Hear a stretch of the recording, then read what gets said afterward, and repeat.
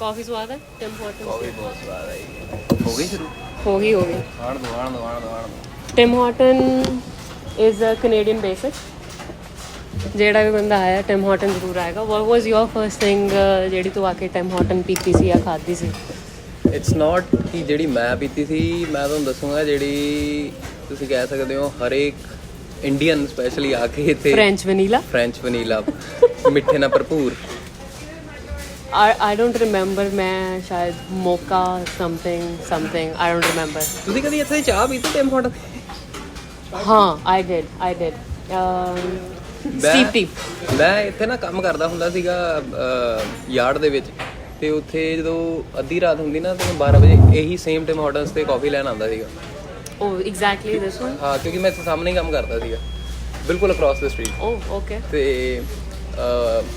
ਇਹ ਸਾਡਾ ਇੱਕ ਸਿਕਿਉਰਿਟੀ ਗਾਰਡ ਹੁੰਦਾ ਸੀ ਸਿਕਿਉਰਿਟੀ ਗਾਰਡ ਬਾਹਰ ਤਾਂ ਨਿਕਲ ਨਹੀਂ ਸਕਦੇ ਫੈਸਿਲਿਟੀ ਚੋਂ ਤੇ ਉਹ ਮੈਨੂੰ ਕਹਿ ਦਿੰਦਾ ਸੀਗਾ ਕਿ ਯਾਰ ਤੂੰ ਚੱਲਾਂ ਬਾਹਰ ਕਾਫੀ ਲੈ ਆਈ ਮੇਰੇ ਲਈ ਵੀ ਤੇ ਅਸੀਂ ਪੁੱਛਦੇ ਕੀ ਕਾਫੀ ਲੈਣੀ ਹੈ ਜੀ ਚਾਏ ਟੀ ਪੀਣੀ ਹੈ ਠੀਕ ਹੈ ਜੀ ਇੱਕ ਦਿਨ ਚਾਏ ਟੀ 2 ਦਿਨ ਚਾਏ ਟੀ 7ਵੇਂ 8ਵੇਂ ਦਿਨ ਮੈਂ ਵੀ ਗਿਆ ਮੈਂ ਕਿਹਾ ਚਲੋ ਚਾਏ ਟੀ ਪੀਂਦੇ ਆ ਕਿਉਂਕਿ ਮੈਨੂੰ ਵੈਸੇ ਵੀ ਚਾਹ ਨਹੀਂ ਪਸੰਦ ਹੈਗੀ ਬੀਇੰਗ ਫਰੋਮ ਇੰਡੀਆ ਮੈਨੂੰ ਚਾਹ ਨਹੀਂ ਪਸੰਦ ਹੈਗੀ ਜਦ ਕਿ ਆਪਾਂ ਐਡੇ ਵੱਡੇ ਐਕਸਪੋਰਟਰ ਹੈਗੇ ਆ ਚਾਹ ਦੇ ਥਰੂ ਆਊਟ ਵਰਲਡ ਮੈਂ ਵੀ ਚਾਹ 2018 ਤੋਂ ਬਾਅਦ ਪੀਣੀ ਸ਼ੁਰੂ ਕੀਤੀ ਮੈਂ ਵੀ ਚਾਹ ਨਹੀਂ ਸੀ ਪੀਂਦੀ ਹੁੰਦੀ ਬਟ ਤੁਹਾਡਾ ਰੀਜ਼ਨ ਕੀ ਸੀਗਾ ਚਾਹ ਨਾ ਪੀਣ ਦਾ ਮੇਰਾ ਤਾਂ ਇਹ ਰੀਜ਼ਨ ਸੀ ਮੇਰੇ ਘਰ ਦੇ ਕਹਿੰਦੇ ਕਾਲਾ ਹੋ ਜਾਏਗਾ ਓਕੇ ਮੇਰੇ ਮੰਮੀ ਚਾਹ ਦੇ ਬਹੁਤ ਜ਼ਿਆਦਾ ਐਡਿਕਟ ਸੀਗੇ ਤਾਂ ਜਦੋਂ ਵੀ ਅਸੀਂ ਕਿਸੇ ਡਾਕਟਰ ਕੋਲ ਜਾਂਦੇ ਸੀ ਸਾਰੇ ਡਾਕਟਰਾਂ ਨੇ ਕਹਿਣਾ ਕਿ ਚਾਹ ਕੁਇਟ ਕਰੋ ਤਾਂ ਫਿਰ ਮੈਨੂੰ ਆਏ ਸੀਗਾ ਨਾਟ ਹੈਲਥ ਪਰਪਸਿਸ ਕਿ ਜਦੋਂ ਐਕਚੁਅਲੀ ਚੀਜ਼ ਚੰਗੀ ਹੈ ਹੀ ਨਹੀਂ ਤਾਂ why should we start but 2018 ਚ the moment I started was I got married ਤੇ ਵੇਲੇ ਜਦੋਂ ਇੰਡੀਆ ਘਰ ਬੈਠਿਆ ਮੇਰੇ ਸਹੁਰਿਆਂ ਨੇ ਕਹਿਣਾ ਵੇਲੇ ਬੈਠਿਆ ਚਾਹ ਧਰ ਲਓ ਬਿਲਕੁਲ ਚਾਹ ਧਰ ਲਓ ਮਤਲਬ ਦੁੱਧ ਮੁੱਕ ਜਾਣਾ ਹੋਰ ਦੁੱਧ ਲਿਆਓ ਚਾਹ ਧਰ ਲਓ and eventually little did I know ਇੰਨੇ ਕੱਪੀਆਂ ਤੋਂ ਇੰਨੀਆਂ ਕੱਪੀਆਂ ਇੰਨੇ ਕੱਪ ਤੋਂ ਬਾਲਟੀਆਂ ਐਂਡ ਦੈਨ ਫਿਰ 2022 ਚ ਅਲਸਰੇਟਿਵ ਕੋਲਾਈਟਿਸ ਹੋਇਆ ਤੇ ਡਾਕਟਰ ਨੇ ਫਿਰ ਚਾਹ ਬੰਦ ਕਰਾਤੀ ਸੋ ਟੈਕਨੀਕਲੀ ਚਾਹ ਬੰਦ ਹੀ ਰੱਖੋ ਤੇ ਚੰਗੀ ਗੱਲ ਹੈ ਚਾਹ ਬੰਦ ਰੱਖੋ ਗੈਸ ਐਸਿਡ ਰਿਫਲਕਸ ਇੰਡਾਈਜੈਸ਼ਨ ਪ੍ਰੋਬਲਮਸ ਮੈਂ ਇੱਕ ਜਗ੍ਹਾ ਨਾ ਇਹ ਵੀ ਪੜਿਆ ਸੀਗਾ ਕਿ ਜਿਹੜੀ ਚਾਹ ਹੁੰਦੀ ਹੈ ਨਾ ਜਾਂ ਕਾਫੀ ਹੁੰਦੀ ਹੈ ਇਹਨੂੰ ਪੀਣ ਦਾ ਵੀ ਇੱਕ ਤਰੀਕਾ ਹੁੰਦਾ ਇਦਾਂ ਨਹੀਂ ਹੈਗਾ ਕਿ ਹਾਂ ਵੀ ਤੁਸੀਂ ਸੁੱਟੀ ਜਾ ਹੁੰਦਾ ਜਿੱਦਾਂ ਆਪਾਂ ਯੂਜੂਅਲੀ ਇੰਡੀਆ ਦੇ ਵਿੱਚ ਇਦਾਂ ਹੁੰਦਾ ਸਵੇਰੇ ਉੱਠੋ ਅੱਖਾਂ ਨਹੀਂ ਖੁੱਲਦੀਆਂ ਪੀਆਂ ਚਾਹ ਪੀ ਲਓ don't drink empty stomach that's the first rule acid ਬਣਾਉਂਦੀ ਹੈ ਨਾ ਕਾਫੀ ਤੇ ਕਦੇ ਵੀ ਖਾਲੀ ਪੇਟ ਨਾ ਪੀਓ ਹੋਰ ਮਾੜਾ ਕਰਦੀ ਕੰਮ ਯੂਜੂਅਲੀ ਜੋ ਡਾਕਟਰਸ ਕਹਿੰਦੇ ਉਹ ਕਹਿੰਦੇ ਕਿ ਤੁਸੀਂ ਉੱਠਦੇ ਸਾਰ ਪਹਿਲਾਂ ਪਾਣੀ ਪੀਓ ਤਾਂ ਕਿ ਜੋ ਸਾਰੀ ਰਾਤ 'ਚ ਤੁਹਾਡੇ ਉਹ ਬਣੇ ਨੇ ਅੰਦਰ ਫਿਊਮਸ ਵਗੈਰਾ ਬਣੇ ਨੇ ਉਹ ਸਾਰੇ ਫਲਸ਼ ਆਊਟ ਹੋ ਜਾਣ ਫਿਰ ਤੁਸੀਂ ਕੁਝ ਅੰਦਰ ਹੋਰ ਜੀ ਸਿਰੋ ਚਲੋ ਐਨੀਵੇ ਤੁਸੀਂ 2014 ਦੇ ਵਿੱਚ ਇੱਥੇ ਆਏ ਗਲੋਬਲ ਬਿਜ਼ਨਸ ਦੇ ਵਿੱਚ ਤੇ ਉਦੋਂ ਤੁਹਾਨੂੰ ਕੀ ਲੱਗਦਾ ਕਿ ਕਿੰਨੀ ਕੁ ਫੀਸ ਉਸ ਟਾਈਮ ਚੱਲਦੀ ਹੋਊਗੀ ਜਿਹੜੀ ਤੁਸੀਂ ਭਰ ਕੇ ਆਏ ਹੋ ਸਨੀ ਆਈ ਵੁੱਡ ਸੇ 5000 6000 ਪਰ ਸਮੈਸਟਰ 7,000 2014 ਦੇ ਵਿੱਚ ਅਪਰੋਕਸੀਮੇਟਲੀ ਤੁਸੀਂ ਕਹਿ ਰਹੇ ਹੋ ਕਿ $7,000 ਪਰ ਸਮੈਸਟਰ ਦੀ ਪਰ ਇਹ ਜਦੋਂ ਅਸੀਂ ਬਿਫੋਰ ਵੀ ਗ੍ਰੈਜੂਏਟਡ ਰਾਈਟ $1,500 ਵੱਧ ਚੁੱਕਾ ਸੀ ਆਲਰੇਡੀ ਉਦੋਂ ਹੀ ਓਕੇ ਮਤਲਬ ਕਿ $7,000 ਇੱਕ ਸਮੈਸਟਰ ਦੀ ਫੀਸ ਮਤਲਬ ਇੱਕ ਸਮੈਸਟਰ ਇੱਥੇ ਹੁੰਦਾ ਜਿੱਦਾਂ ਇੰਡੀਆ ਦੇ ਵਿੱਚ ਸਮੈਸਟਰ ਹੁੰਦਾ ਆ 6 ਮਹੀਨੇ ਦਾ ਇੱਥੇ ਹੁੰਦਾ 4 ਮਹੀਨੇ ਦਾ ਹਨਾ ਕਰੈਕਟ ਤੇ 4 ਮਹੀਨੇ ਦਾ ਮਤਲਬ $7,000 ਅਪਰੋਕਸੀਮੇਟਲੀ ਤੁਸੀਂ ਜੇ ਆਪਾਂ ਇੰਡੀਅਨ 60 ਰੁਪਏ ਅੱਜ ਚੱਲਦਾ ਪਿਆ ਉਸ ਟਾਈਮ 50 ਚੱਲਦਾ ਹੋਊਗਾ ਤੇ 7,000 ਤੁਸੀਂ ਲਾ ਲਓ 3.5 ਲੱਖ ਰੁਪਇਆ ਅਪਰੋਕਸੀਮੇਟਲੀ ਤੁਸੀਂ 4 ਮਹੀਨਿਆਂ ਦਾ 3.5 ਲੱਖ ਰੁਪਇਆ ਤੇ 4 ਸਮੈਸਟਰ ਤੁਸੀਂ ਕੀਤੇ ਬਿਲਕੁਲ 14 ਲੱਖ ਰੁਪਇਆ ਤੁਸੀਂ 2 ਸਾਲਾਂ ਦੀ ਸਿਰਫ ਫੀਸ ਹੀ ਹੈ ਫੀਸ ਹੈ ਕੋਈ ਖਾਣਾ ਨਹੀਂ ਕੋਈ ਪੀਣਾ ਨਹੀਂ ਕੋਈ ਰਹਿਣਾ ਨਹੀਂ ਔਰ ਇਹ ਸੀਗੀ 2014 ਚ 2023 ਚੱਲਦਾ ਪਿਆ ਅੱਜ ਜੇ ਆਪਾਂ ਇੰਟਰਨੈਟ ਤੇ ਸਰਚ ਕਰੀਏ ਜਿਹੜੀ ਫੀਸ ਚੱਲਦੀ ਪਈ ਆ ਆਈ ਥਿੰਕ ਉਹ ਚੱਲਦੀ ਪਈ ਆ ਅਪਰੋਕਸੀਮੇਟਲੀ $8,000 ਤੋਂ $9,000 ਪਰ ਸਮੈਸਟਰ ਦੀ ਫੀਸ ਚੱਲਦੀ ਪਈ ਹੈ ਮੇਰਾ ਕਜ਼ਨ ਆਇਆ ਜੀ 11,000 ਦੇ ਕੇ 11,000 ਮੈਂ ਇੱਕ ਐਵਰੇਜ ਫੀਸ ਲਾਈ ਸੀ ਕਿਉਂਕਿ ਆਪਾਂ ਹਲੇ ਗੂਗਲ ਵੀ ਚੈੱਕ ਨਹੀਂ ਕੀਤਾ ਸੀਗਾ ਪਰ ਹਾਂਜੀ ਮਤਲਬ 11 ਕਿਹੜੀ ਯੂਨੀਵਰਸਿਟੀ ਗਿਆ ਹੰਬਰ ਗਿਆ ਕਾਲਜ ਪੜਦਾ ਸੀ ਮੈਂ ਸੈਂਟੇਨੀਅਲ ਮੈਂ ਵੀ ਸੈਂਟੇਨੀਅਲ ਤੂੰ ਸੀ ਲੈਂਪਟਨ ਯੈਸ ਲੈਂਪਟਨ ਬॉय ਹੁਣ ਜੇ ਆਪਾਂ 11,000 ਹੰਬਰ ਦੀ ਹੈ ਜੇ ਐਵਰੇਜ ਵੀ ਲਾਈਏ ਤਾਂ 10,000 ਤਾਂ ਹੋਊਗੀ ਜੇ ਸਾਰੇ ਕਾਲਜਾਂ ਦੀ 9,000 ਤਾਂ ਹੋਊਗੀ 9-10,000 ਦੇ ਵਿੱਚ ਹੋਊਗੀ ਜੇ 9,000 ਨੂੰ 10,000 ਨੂੰ 4 ਨਾਲ ਕਰ ਲਓ 36,000 ਤਾਂ ਫੇਰ ਵੀ ਹੋ ਗਿਆ 9,000 ਦੇ ਨਾਲ ਹੀ। $36,000 18 ਲੱਖ ਰੁਪਇਆ ਫੀਸ 5 ਸਾਲਾਂ ਦੇ ਵਿੱਚ। ਸਿਰਫ ਫੀਸ ਦਾ ਵਾਧਾ ਹੀ 4 ਲੱਖ ਦਾ ਵਾ, ਔਰ ਕੁਝ ਵੀ ਨਹੀਂ ਕੀਤਾ ਉਹਦੇ ਵਿੱਚ। ਨਾ ਕੁਝ ਗਵਰਨਮੈਂਟ ਕਰਦੀ ਪਈ ਹੈ, ਨਾ ਕੁਝ ਸਟੂਡੈਂਟ ਕਰਦਾ ਪਿਆ। ਤੁਸੀਂ ਹਾਲ ਤੱਕ ਪਹੁੰਚੇ ਹੀ ਨਹੀਂ ਹੈਗੇ ਕੈਨੇਡਾ। ਪਿਛਲੇ ਪੈਂਡੈਮਿਕ ਤੋਂ ਬਾਅਦ ਜਦੋਂ ਆਪਾਂ ਪਹਿਲਾਂ ਐਵੋਕਾਡੋ ਲੈਣ ਜਾਂਦੇ ਸੀ, ਪੈਂਡੈਮਿਕ ਤੋਂ ਪਹਿਲਾਂ it was 88 cents to 98 cents average price. Right. ਹੁਣ ਹੈਗਾ ਡਾਲਰ ਤਾਂ ਹੈਗਾ ਹੀ ਹੈਗਾ, ਬਟ ਜੇ ਕੋਸਕੋ ਕੁਸਕੋ ਜਾਓ ਹੈ ਨਾ, ਬਲਕ 'ਚ ਮਿਲਦਾ, but still it's $25 $50 because size ਥੋੜਾ ਵੱਡਾ ਹੈ। ਇੱਕ ਐਵੋਕਾਡੋ $50 ਦਾ ਜੀ ਇੱਕ ਐਵੋਕਾਡੋ ਜੀ। ਤੇ ਅੱਜ ਤੋਂ 2 ਸਾਲ ਪਹਿਲਾਂ ਇਟ ਵਾਸ 88 ਸੈਂਟਸ। ਮੈਂ ਇੱਕ ਨਾ ਆਪਣੇ ਵਿਊਅਰਸ ਨੂੰ ਵੀ ਪੁੱਛਣਾ ਚਾਹੁੰਦਾ ਜੇ, ਜਾਂ ਜਿਹੜੇ ਸੁਣਦੇ ਪਏ ਲਿਸਨਰਸ ਉਹਨਾਂ ਨੂੰ ਵੀ ਮੈਂ ਪੁੱਛਣਾ ਚਾਹੁੰਦਾ ਹਾਂ ਕਿ ਤੁਸੀਂ ਜਿੱਥੇ ਵੀ ਰਹਿੰਦੇ ਹੋ, ਤੁਸੀਂ ਸੁਣਦੇ ਪਏ ਹੋ, ਮੈਨੂੰ ਪਤਾ ਤੁਸੀਂ ਅੱਜ ਕੱਲ੍ਹ ਵੈਸੇ ਵੀ ਪੰਜਾਬ ਦੇ ਵਿੱਚ ਕਰੇਜ਼ ਹੈਗਾ ਬਹੁਤ ਜ਼ਿਆਦਾ ਕਿ ਬਾਅਦ 10ਵੀਂ ਕੀਤੀ ਨਹੀਂ ਤੇ ਬਾਹਰ ਕੋਈ ਵੀ ਕੰਟਰੀ ਹੋਵੇ ਬਾਹਰ ਚਲੇ ਜਾਣਾ ਵਾ, ਉਹ ਕੈਨੇਡਾ ਹੋ ਜਾਏ, ਅਮਰੀਕਾ ਹੋ ਜਾਏ। ਤੁਸੀਂ ਦੱਸੋ, ਤੁਸੀਂ ਜਿਹੜੇ ਦੇਸ਼ ਦੇ ਵਿੱਚ ਰਹਿੰਦੇ ਹੋ ਉੱਥੇ ਐਵੋਕਾਡੋ ਕਿੰਨੇ ਦੇ ਮਿਲਦੇ ਪਏ ਨੇ? ਕਿਉਂਕਿ ਇੱਥੇ ਤਾਂ 75 ਰੁਪਏ 80 ਰੁਪਏ ਦਾ ਇੱਕ ਐਵੋਕਾਡੋ ਮਿਲਦਾ ਪਿਆ। ਮੇਰੇ ਪਾਸ ਦੀ ਗੱਲ ਨਹੀਂ ਹੈਗੀ ਐਵੋਕਾਡੋ ਖਾਣਾ। ਅੱਛਾ, ਪਰ ਆਪਾਂ ਬਾਕੀ ਦੇਸ਼ਾਂ 'ਚ ਕਾਹਤੇ ਜਾਈਏ। ਮੈਂ ਇੰਡੀਆ ਗਈ ਸੀ, ਐਵੋਕਾਡੋ ਮੈਨੂੰ ਬਹੁਤ ਪਸੰਦ ਆ। ਮੈਂ ਮੰਮੀ ਨੂੰ ਆਪਣੀ ਨੂੰ ਕਿਹਾ ਮੈਂ ਐਵੋਕਾਡੋ ਖਾਣਾ ਹੈ, ਤੇ ਅਸੀਂ ਐਵੋਕਾਡੋ ਲੈਣ ਗਏ। ਮੰਮੀ ਮੇਰੀ ਜੇਬ 'ਚ 300 ਰੁਪਏ ਸੀਗੇ। ਮੰਮੀ ਕਹਿੰਦੇ ਚੱਲ ਐਵੋਕਾਡੋ ਕਿੰਨੇ ਲੈਣੇ ਆ? ਮੈਂ ਕਿਹਾ ਬਸ ਇੱਕੋ ਹੀ ਪੀਸ ਲੈਣਾ, ਵੀ ਅੱਧਾ ਇੱਕ ਬ੍ਰੈਡ ਤੇ ਲਾਵਾਂਗੇ, ਅੱਧਾ ਦੂਜੀ ਬ੍ਰੈਡ ਤੇ ਲਾਵਾਂਗੇ, ਤੇ ਡਨ ਹੈ ਆਪਣਾ ਕੰਮ, ਵੀ ਮੈਂ ਚਾਹ ਪਕਾਣਾ। ਮੰਮੀ ਨੇ ਉੱਥੇ 300 ਰੁਪਏ ਕੱਢੇ, ਬੰਦਾ ਕਹਿੰਦਾ 575 ਰੁਪਏ ਹੋ ਗਏ ਇੱਕ ਐਵੋਕਾਡੋ। ਇੱਕ ਐਵੋਕਾਡੋ $10 ਦਾ ਅਪਰੋਕਸੀਮੇਟਲੀ। ਹਾਂਜੀ, ਇੰਡੀਆ ਦੇ ਵਿੱਚ। ਪਰ ਆਪਾਂ ਇੱਕ ਚੀਜ਼ ਹੋਰ ਵੀ ਦੇਖੀਏ ਨਾ, ਕਿ ਜੇ ਆਪਾਂ ਉਸ ਹਿਸਾਬ ਨਾਲ ਦੇਖੀਏ ਤਾਂ ਜਿਹੜਾ ਐਵੋਕਾਡੋ ਹੈ ਉਹ ਇੰਡੀਆ ਦੇ ਵਿੱਚ ਉੱਗ ਨਹੀਂ ਰਿਹਾ, ਨਹੀਂ ਉੱਗ ਰਿਹਾ, ਉਹ ਇੰਪੋਰਟ ਹੋ ਰਿਹਾ। ਯੈਸ, ਬਟ ਜਦੋਂ ਆਪਾਂ 2014 ਦੇ ਵਿੱਚ ਆਏ ਸੀ, ਐਵੋਕਾਡੋ ਮੈਕਸੀਕੋ 'ਚ ਤਾਂ ਉਦੋਂ ਵੀ ਉੱਗ ਰਹੇ ਸੀ। ਸਹੀ, ਠੀਕ ਹੈ। 2014 ਤੋਂ ਕਿੰਨੀ ਇੰਪਰੂਵਮੈਂਟ ਹੋ ਗਈ ਕਿ ਅੱਜ ਦੀ ਡੇਟ 'ਚ ਅਸੀਂ ਕੋਈ ਫੋਰਨ ਫੂਡ ਇੰਡੀਆ ਬਹਿ ਕੇ ਖਾਣਾ, and if we can afford it, we have everything on a door step. Right. So ਮੈਨੂੰ ਆਹੀ ਬਹੁਤ ਵਧੀਆ ਲੱਗਾ ਕਿ ਮੇਰੇ ਪੇਰੈਂਟਸ ਇੱਥੇ ਹਰ ਸਾਲ ਨਹੀਂ ਆ ਸਕਦੇ, ਪੈਸਾ ਲੱਗਦਾ, ਟਾਈਮ ਲੱਗਦਾ, ਜੌਬ ਛੱਡਣੀ ਹੈ, ਸਾਰਾ ਕੁਝ। ਬਟ ਜੇ ਮੈਂ ਉਹਨਾਂ ਨੂੰ ਇੱਕ ਐਕਸਪੀਰੀਅੰਸ ਦਿਵਾਉਣਾ ਹੈ ਕਿ ਹਾਂਜੀ ਬ੍ਰੇਕਫਾਸਟ 'ਚ ਮੈਂ ਐਵੋਕਾਡੋ ਖਾਂਦੀ ਹਾਂ, they can still enjoy that. ਸਹੀ, ਤਾਂ ਵਧੀਆ ਪਲੱਸ ਪੁਆਇੰਟ ਲੱਗਾ ਮੈਨੂੰ। ਅੱਛਾ, ਜਦੋਂ ਤੁਸੀਂ ਆਏ ਇੱਥੇ 2014 ਦੇ ਵਿੱਚ, ਉਦੋਂ ਤੁਸੀਂ ਸਿੰਗਲ ਸੀਗੇ? ਯੈਸ, ਸਿੰਗਲ ਸੀਗੇ ਨਾ। ਓਕੇ।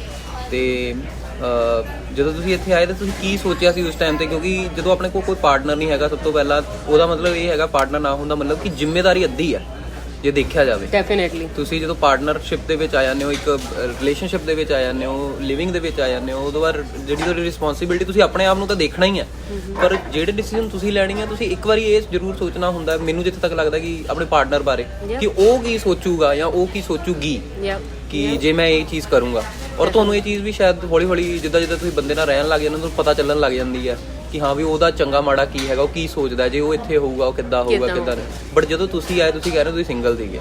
ਮੈਂ ਸਿੰਗਲ ਸੀਗੀ। ਮੈਂ ਇਹ ਸੋਚ ਕੇ ਆਈ ਸੀ, ਮੇਰੇ ਘਰ I'm only child। Okay. India में कोई ਓ ਵਾਓ, ਓਕੇ, ਸਿਸਟਰ ਬ੍ਰਦਰ। ਤੇ ਇੰਡੀਆ ਘਰ ਦੇ ਕਹਿੰਦੇ ਸੀ ਵੀ ਕਦੀ ਪਾਣੀ ਦਾ ਕੱਪ ਤਾਂ ਤੂੰ ਆਪ ਚੱਕਿਆ ਨਹੀਂ, ਸਹੀ, ਕੈਨੇਡਾ ਜਾ ਕੇ ਕੀ ਕਰੇਂਗੀ। ਸਹੀ। ਮੈਂ ਕਿਹਾ 20 ਘੰਟੇ ਅਲਾਉਡ ਹੈ ਕੰਮ ਕਰਨਾ। ਜਦੋਂ ਆਪਾਂ ਮਾਤਾ ਦੇ ਜਗਰਾਤੇ ਤੇ ਜਾਂਦੇ ਆ, ਸਾਰੀ ਰਾਤ ਜਾਗ ਲੈਂਦੇ ਆ। ਮੈਂ ਕਿਹਾ 20 ਦੇ 20 ਘੰਟੇ ਆਪਾਂ ਇੱਕ ਦਿਨ 'ਚ ਨਿਬੇੜ ਲੈਣੇ ਆ। ਸਹੀ ਹੋ ਗਿਆ। ਆਪਾਂ ਹਫਤੇ 'ਚ ਇੱਕ ਦਿਨ ਸ਼ਿਫਟ ਕਰਿਆ ਕਰਨੀ ਆ, ਤੇ ਹਫਤੇ 'ਚ ਬਾਕੀ 4 ਦਿਨ ਆਪਾਂ ਕਾਲਜ ਗਏ, ਤੇ 5ਵੇਂ ਦਿਨ ਆਪਾਂ ਇੰਜੋਏ ਕੀਤਾ, ਤੇ 6ਵੇਂ ਦਿਨ ਆਪਾਂ ਰਿਲੈਕਸ ਕੀਤਾ। 7 ਦਿਨ ਡਨ ਹੋ ਗਏ। But little did I new ਕਿ ਜਿਹੜੀ ਮੇਰੀ ਪਹਿਲੀ ਜੌਬ ਸੀ, ਉਹਨਾਂ ਨੇ ਮੈਨੂੰ ਇੰਟਰਵਿਊ 'ਚ ਪੁੱਛਿਆ ਕਿ ਤੂੰ ਕਿੱਥੇ ਰਹਿੰਦੀ ਆ। ਮੈਂ ਕਿਹਾ ਜੀ 2 ਮਿੰਟ ਦੂਰ। ਉਹ ਕਹਿੰਦੇ ਪਰਫੈਕਟ। ਉਹਨਾਂ ਨੇ ਸਾਰਾ ਦਿਨ ਮੈਨੂੰ ਬੁਲਾਣਾ ਨਹੀਂ, ਜਦੋਂ ਕਲੋਜ਼ਿੰਗ ਟਾਈਮ ਹੋ ਜਾਣਾ ਉਹਨਾਂ ਨੇ ਮੈਨੂੰ ਕਹਿਣਾ ਆ ਜਾ, ਝਾੜੂ ਪੋਚਾ ਲਾ ਜਾ। ਉਦੋਂ ਮਿਨੀਮਮ ਵੇਜਸ ਵੀ ਬਹੁਤ ਘੱਟ ਹੁੰਦੀਆਂ ਸੀਗੇ, ਜੌਬ ਲੱਭਣੀ ਵੀ ਔਖੀ ਸੀ, ਤੇ ਮਤਲਬ ਲਿਟਲ ਡਿਡ ਆਈ ਨਿਊ ਕਿ ਮੈਨੂੰ 2 ਘੰਟੇ ਕਰਕੇ 20 ਘੰਟੇ ਮੇਰੇ ਹਫਤੇ 'ਚ ਵੀ ਪੂਰੇ ਨਹੀਂ ਹੋਣੇ। ਸਹੀ। ਤੇ ਮੈਂ ਇੰਡੀਆ ਹੀ ਸੋਚ ਕੇ ਆਈ ਸੀ ਕਿ 20 ਘੰਟੇ ਮੈਂ ਇੱਕ ਦਿਨ 'ਚ ਪੂਰੇ ਕਰ ਲੈਣੇ ਆ, ਕਿਉਂਕਿ ਉਦੋਂ ਯੰਗ ਸੀਗੇ ਤਾਂ ਸਾਨੂੰ ਲੱਗਦਾ ਸੀਗਾ ਕਿ ਲੈ 20 ਘੰਟੇ ਇੱਕ ਦਿਨ 'ਚ ਕੰਮ ਕਰਨਾ ਕਿੰਨਾ ਔਖਾ ਹੋ ਸਕਦਾ। But I think Indian way of working and Canadian way of working is way too different as well.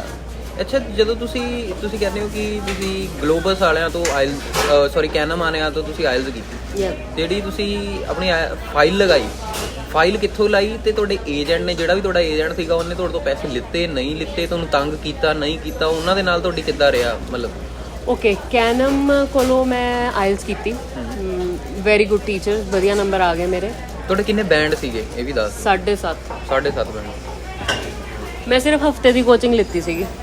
ਇੱਕ ਵੀ ਮਤਲਬ ਤੁਹਾਡਾ ਕਹਿ ਸਕਦੇ ਆਪਾਂ ਬੇਸ ਸਟਰੋਂਗ ਸੀਗਾ ਕਹਿ ਸਕਦੇ ਇਹ ਕਹਿ ਲਓ ਜਾਂ ਇਹ ਕਹਿ ਲਓ ਕਿ ਮੈਨੂੰ ਬਹੁਤ ਜ਼ਿਆਦਾ ਕਾਹਲੀ ਸੀਗੀ, ਜਿੱਦਾਂ ਹਰ ਪੰਜਾਬੀ ਨੂੰ ਅੱਜ ਦੀ ਡੇਟ 'ਚ ਵੀ ਹੈਗੀ ਹੈ ਕੈਨੇਡਾ ਆਉਣ ਦੀ। ਓਕੇ, ਯੂਜੂਅਲੀ ਆਇਲਸ 'ਚ ਕਿੰਨਾ ਕੁ ਟਾਈਮ ਲੱਗ ਜਾਂਦਾ? ਕੋਈ ਇਦਾਂ ਹੁੰਦਾ ਆਇਲਸ ਦਾ ਸਿਸਟਮ ਕਿ ਤੁਸੀਂ ਵੀ ਜਿੱਦਾਂ ਤੁਸੀਂ ਕਿਸੇ ਸੈਂਟਰ ਦੇ ਵਿੱਚ ਜਾਂਦੇ ਹੋ ਇਦਾਂ ਕਹਿੰਦੇ ਕਿ ਨਹੀਂ ਜੀ ਇਹ 2 ਮਹੀਨੇ ਦਾ ਕੋਰਸ ਹੈ, 3 ਮਹੀਨੇ ਦਾ ਕੋਰਸ ਹੈ, ਕਿ ਤੁਹਾਡੇ ਉੱਤੇ ਡਿਪੈਂਡ ਕਰਦਾ ਕਿ ਤੁਸੀਂ ਕਿੰਨੀ ਦੇਰ 'ਚ ਕੰਪਲੀਟ ਕਰ ਜਾਓਗੇ? I think for that I wood suggest ਕਿ obviously ਤੇਰਾ ਇੰਗਲਿਸ਼ ਕੈਪੇਬਿਲਿਟੀ ਤੇ ਮੇਰੀ ਇੰਗਲਿਸ਼ ਕੈਪੇਬਿਲਿਟੀ 'ਚ ਫਰਕ ਹੋਊਗਾ। ਬਿਲਕੁਲ।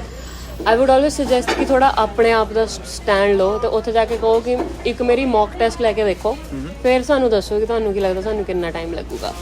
Because I personally in my life know people ਜਿਹਨਾਂ ਨੇ 8-8 ਵਾਰੀ ਐਗਜ਼ਾਮ ਵੀ ਦਿੱਤਾ ਤੇ 5 ਤੋਂ ਬੈਂਡ ਟੱਪੇ ਹੀ ਨਹੀਂ। ਅੱਛਾ, ਜਿਹੜਾ ਇਹ ਮੌਕ ਟੈਸਟ ਹੁੰਦਾ ਹੈ ਫ੍ਰੀ ਹੁੰਦਾ ਹੈ, ਪੈਸੇ ਵਾਲਾ ਹੁੰਦਾ ਹੈ, ਤਾਂ ਕਿ ਲੋਕਾਂ ਨੂੰ ਪਤਾ ਚੱਲ ਜਾਏ ਤਾਂ ਕਿ ਇਹ ਕਿਸੇ ਇੰਸਟੀਚਿਊਟ ਜਾਣ ਲੋਕੀ ਐ ਨਹੀਂ ਨਾ ਪੈਸੇ ਲੈਣ ਲੱਗ ਜਾਣ? ਆਪਣੀ ਸੇਲਸਮੈਨਸ਼ਿਪ ਦਿਖਾਓ, ਜੇ ਫ੍ਰੀ ਨਹੀਂ ਹੈਗਾ ਉਹਨਾਂ ਨੂੰ ਕਹੋ ਫ੍ਰੀ ਕਰੋ, ਬਿਕੋਜ਼ ਇਵੈਂਚੁਅਲੀ ਉਹਨਾਂ ਨੂੰ ਪਤਾ ਹੈ ਕਿ ਜੇ ਇੱਕ ਕੋਰਸ ਵੀ ਕਰੂਗਾ 5000 ਤਾਂ ਮਿਨੀਮਮ ਆ ਹੀ ਰਿਹਾ ਨਾ। ਸਹੀ ਹੋ ਗਿਆ। ਜੇ ਉਹਦੀ ਕੈਪੇਬਿਲਿਟੀ ਵਧੀਆ ਹੋਏ 5000 ਹਫਤੇ ਤੱਕ ਹੀ ਮਾੜਾ ਕਿਸੇ ਨੂੰ, ਬਿਲਕੁਲ ਕੋਈ ਮਾੜਾ ਨਹੀਂ ਹੈ। ਅੱਜ ਦੀ ਡੇਟ 'ਚ ਹਰ ਪੈਰ ਪੱਟੋ ਤੇ ਇੱਕ ਆਇਲਸ ਇੰਸਟੀਚਿਊਟ ਹੈਗਾ। ਜੇ ਤੁਸੀਂ ਉਹਨਾਂ ਨੂੰ ਕਹੋਗੇ ਕਿ ਹਾਂਜੀ ਮੇਰਾ ਮੌਕ ਟੈਸਟ ਲਓ, ਆਈ ਥਿੰਕ ਦੇ wood be more than happy. Because ਮੈਂ ਜਾ ਕੇ ਉਹਨਾਂ ਨੂੰ ਕਿਹਾ ਸੀ ਕਿ ਤੁਸੀਂ ਮੇਰਾ ਇੱਕ ਮੌਕ ਟੈਸਟ ਲਓ, ਤੁਸੀਂ ਦੇਖੋ ਕਿ ਤੁਹਾਨੂੰ ਕੀ ਲੱਗਦਾ ਮੈਂ ਕਿੰਨੀ ਦੇਰ 'ਚ ਹੋ ਜਾਵਾਂਗੀ, ਬਿਕਾਜ਼ ਕਿੰਨੀ ਦੇਰ 'ਚ ਮੇਰੀ ਸਾਰਾ ਬੈਂਡ ਮੂਡ ਸਹੀ ਆ ਜਾਣਗੇ ਕਿ ਮੈਂ ਈਜ਼ੀਲੀ ਜਾ ਸਕਾਂ। ਸਹੀ ਹੋ ਗਿਆ। ਉਹਨਾਂ ਨੇ ਮੈਨੂੰ ਇੱਕ ਹੋਰ ਕੁਐਸਚਨ ਪੁੱਛਿਆ ਜੋ ਕਿ ਬਾਕੀ ਆਇਲ ਸੈਂਟਰ ਵਾਲੇ ਵੀ ਪੁੱਛਦੇ ਹੋਣਗੇ ਕਿ ਤੁਸੀਂ ਕਿਹੜੀ ਕੰਟਰੀ ਜਾਣਾ। ਇਹ ਓਨਾ ਹੀ ਟਫ ਡਿਸੀਜਨ ਹੈ ਜ਼ਿੰਦਗੀ 'ਚ ਲੈਣ ਵਾਲਾ, ਜਿੰਨਾ ਟਫ ਉਦੋਂ ਹੋ ਜਾਂਦਾ ਕਿ 10ਵੀਂ ਤੋਂ ਬਾਅਦ ਮੈਡੀਕਲ ਕਰਨੀ ਹੈ, ਨਾਨ ਮੈਡੀਕਲ ਕਰਨੀ ਹੈ ਕਿ ਆਰਟਸ ਕਰਨੀ ਹੈ। ਮੈਂ ਪਹਿਲਾਂ ਸੋਚਿਆ ਸੀ ਕਿ ਜੀ ਮੈਂ ਨਿਊਜ਼ੀਲੈਂਡ ਜਾਊਂਗੀ। ਮੇਰਾ ਫਰੈਂਡ ਨਿਊਜ਼ੀਲੈਂਡ ਸੀਗਾ। ਨਿਊਜ਼ੀਲੈਂਡ 'ਚ ਉਸ ਟਾਈਮ ਤੇ ਸਿਸਟਮ ਸੀਗਾ ਕਿ ਤੁਸੀਂ ਘਰ ਬੈਠੇ ਆਇਲਸ ਦੇ ਦਿਓ, ਕਾਪੀ ਪੈਨ ਤੇ ਸਬਮਿਟ ਕਰੋ by email and they will approve everything. ਫਿਰ ਮੇਰੇ ਪੇਰੈਂਟਸ ਇੰਟਰਸਟਿਡ ਸੀਗੇ ਕਿ ਮੈਂ US ਜਾਵਾਂ ਕਿਉਂਕਿ ਮੇਰੇ ਨਾਨਕੇ ਜ਼ਿਆਦਾ US ਸੀਗੇ, ਮਾਮਾ ਹੀ ਹੈ, ਭਰਾ ਹੈਗੇ ਆ, ਬਟ ਨਹੀਂ ਇਵੈਂਚੁਅਲੀ ਮੈਂ ਡਿਸਾਈਡ ਕੀਤਾ ਆਈ ਨੀਡ ਸਮਥਿੰਗ ਡਿਫਰੈਂਟ ਕਿ ਮੈਂ ਰਿਸ਼ਤੇਦਾਰਾਂ 'ਚ ਹੀ ਰਹਿਣਾ ਸੀ। ਫਿਰ ਮੈਨੂੰ ਤਾਂ ਇੰਡੀਆ ਵੀ ਕੋਈ ਕਮੀ ਨਹੀਂ ਸੀਗੀ। Why don't let's go to Canada. ਸਿਰਫ ਮੇਰੇ ਤੋਂ ਕੁਝ ਮਹੀਨੇ ਪਹਿਲਾਂ ਆਈ ਸੀ ਮੇਰੇ ਸਗੇ ਮਾਮੇ ਦੀ ਕੁੜੀ। ਜ਼ਿਆਦਾ ਅਸੀਂ ਇਕੱਠੇ ਨਹੀਂ ਰਹੇ but she kinda helped me initially ਕਿ ਸਿਨ ਨੰਬਰ ਲੈ ਆਏ, ਬੈਂਕ ਅਕਾਊਂਟ ਚਲੇ ਗਏ। ਉਹਦੇ ਕੋਲ ਵੀ ਕਾਰ ਹੈ ਨਹੀਂ ਸੀ ਉਸ ਟਾਈਮ 'ਤੇ, ਤਾਂ ਫਿਰ ਮੇਰੇ ਮਾਸੜ ਜੀ ਦੇ ਕਜ਼ਨ ਹੈਗੇ, ਉਹੀ ਮੈਨੂੰ 에ਅਰਪੋਰਟ 'ਤੇ ਲੈਣ ਆਏ ਸੀ। ਉਹਨਾਂ ਦੇ ਘਰ ਹੀ ਮੈਂ 2 ਦਿਨ ਰੁਕੀ। ਉਹਨਾਂ ਨੇ ਮੈਨੂੰ ਇੱਕ ਬੜੀ ਪਤੇ ਦੀ ਗੱਲ ਕੀਤੀ ਜਿਹੜੀ ਮੈਂ ਐਕਚੁਅਲੀ ਹਰ ਬੰਦੇ ਨੂੰ ਕਹਿਣਾ ਚਾਹੂੰਗੀ। ਜ਼ਰੂਰ। ਉਹ ਪਤੇ ਦੀ ਗੱਲ ਇਹ ਸੀ, ਉਹਨਾਂ ਨੇ ਮੈਨੂੰ ਬਿਠਾਇਆ, ਪੂਰੀਆਂ ਕਮਾਈਆਂ, ਕਹਿੰਦੇ ਕ੍ਰੈਡਿਟ ਕਾਰਡ ਤੋਂ ਓਨਾ ਹੀ ਖਰਚਾ ਕਰੀ ਜਿੰਨੇ ਪੈਸੇ ਤੇਰੇ ਡੈਬਿਟ ਕਾਰਡ 'ਚ ਹੋਣ। $2 ਤੂੰ ਅੱਜ ਕਾਫੀ ਤੇ ਲਾਏ ਹੈ ਤੇ $2 ਤੱਕ ਪੇ ਕਰਨ ਦੀ ਹੈਸੀਅਤ ਹੋਵੇ, ਕਿਉਂਕਿ once you fuck up your credit card and credit limits you're fucked for life. Sorry for using that. Should I repeat it? ਉਹਦਾ ਉਹ ਬੀਪ ਲਾ ਦਾਂਗੇ। Bleep. ਠੀਕ ਹੈ, ਚੱਲਣ ਦੀ ਚੱਲਣ ਦੋ ਚੱਲਣ। ਹਾਂ ਠੀਕ ਹੈ, ਵੈਸੇ ਸਹੀ ਚੀਜ਼ ਹੈ। ਸੋ ਮਤਲਬ ਐਂਡ ਉਸ ਚੀਜ਼ ਨੇ ਮੈਨੂੰ ਅੱਜ 2023 ਹੋ ਗਈ ਹੈ, it made me I can't say financially strong but financially responsible enough ਕਿ I'm living my life easily. ਸੋ ਮੇਰੀ ਇਹ ਸੁਜੈਸ਼ਨ ਜਿਹੜੀ ਮੈਨੂੰ ਪੁਰਾਣੇ ਕੈਨੇਡੀਅਨਸ ਨੇ ਦਿੱਤੀ ਸੀਗੀ ਉਹ ਆਹੀ ਸੀਗੀ ਕਿ ਕ੍ਰੈਡਿਟ ਕਾਰਡ ਨੂੰ ਜ਼ਿਆਦਾ ਐਕਸਪਲੋਇਟ ਕਰਕੇ ਯੂਜ਼ ਨਾ ਕੀਤਾ ਜਾਵੇ। ਗੱਡੀ ਵੀ ਉਹੀ ਲਓ ਜਿਹੜੀ ਅਫੋਰਡ ਹੋ ਸਕਦੀ ਹੈ, ਖਾਓ ਪੀਓ ਵੀ ਉੱਦਾਂ ਦੇ ਜਿੱਦਾਂ ਅਫੋਰਡ ਹੋ ਸਕਦਾ ਹੈ। ਇਵੈਂਚੁਅਲੀ ਐਟ ਵਨ ਪੁਆਇੰਟ ਜਦੋਂ ਤੁਸੀਂ ਕੰਮ ਕਰਨ ਲੱਗ ਜਾਓਗੇ you will be able to see the changes in your life and do the changes in your life. ਸਹੀ। ਅੱਛਾ, ਤੁਸੀਂ ਮੈਨੂੰ ਦੱਸਿਆ ਕਿ ਜਦੋਂ ਤੁਸੀਂ ਇਹ ਡਿਸੀਜਨ ਜਿਹੜਾ ਹੈਗਾ ਸਭ ਤੋਂ ਔਖਾ ਡਿਸੀਜਨ ਹੈ ਕਿ ਆਪਾਂ ਕਿਹੜੀ ਕੰਟਰੀ ਦੇ ਵਿੱਚ ਜਾਣਾ, ਜਦ ਕਿ ਜੇ ਦੇਖਿਆ ਜਾਵੇ ਪੰਜਾਬੀਆਂ ਲਈ ਤਾਂ ਇਹ ਬੜਾ ਸੌਖਾ ਡਿਸੀਜਨ ਹੈ ਕਿ ਉੱਠੋ ਤੇ ਕੈਨੇਡਾ ਚੱਲ ਜਾਓ। Okay, I have to apologize. I think I was one of the Punjabis ਜਿਹਨੂੰ ਪਤਾ ਨਹੀਂ ਸੀ ਕਿ ਕੈਨੇਡਾ ਦਾ ਕਰੇਜ਼ ਇੰਨਾ ਜ਼ਿਆਦਾ ਹੈ।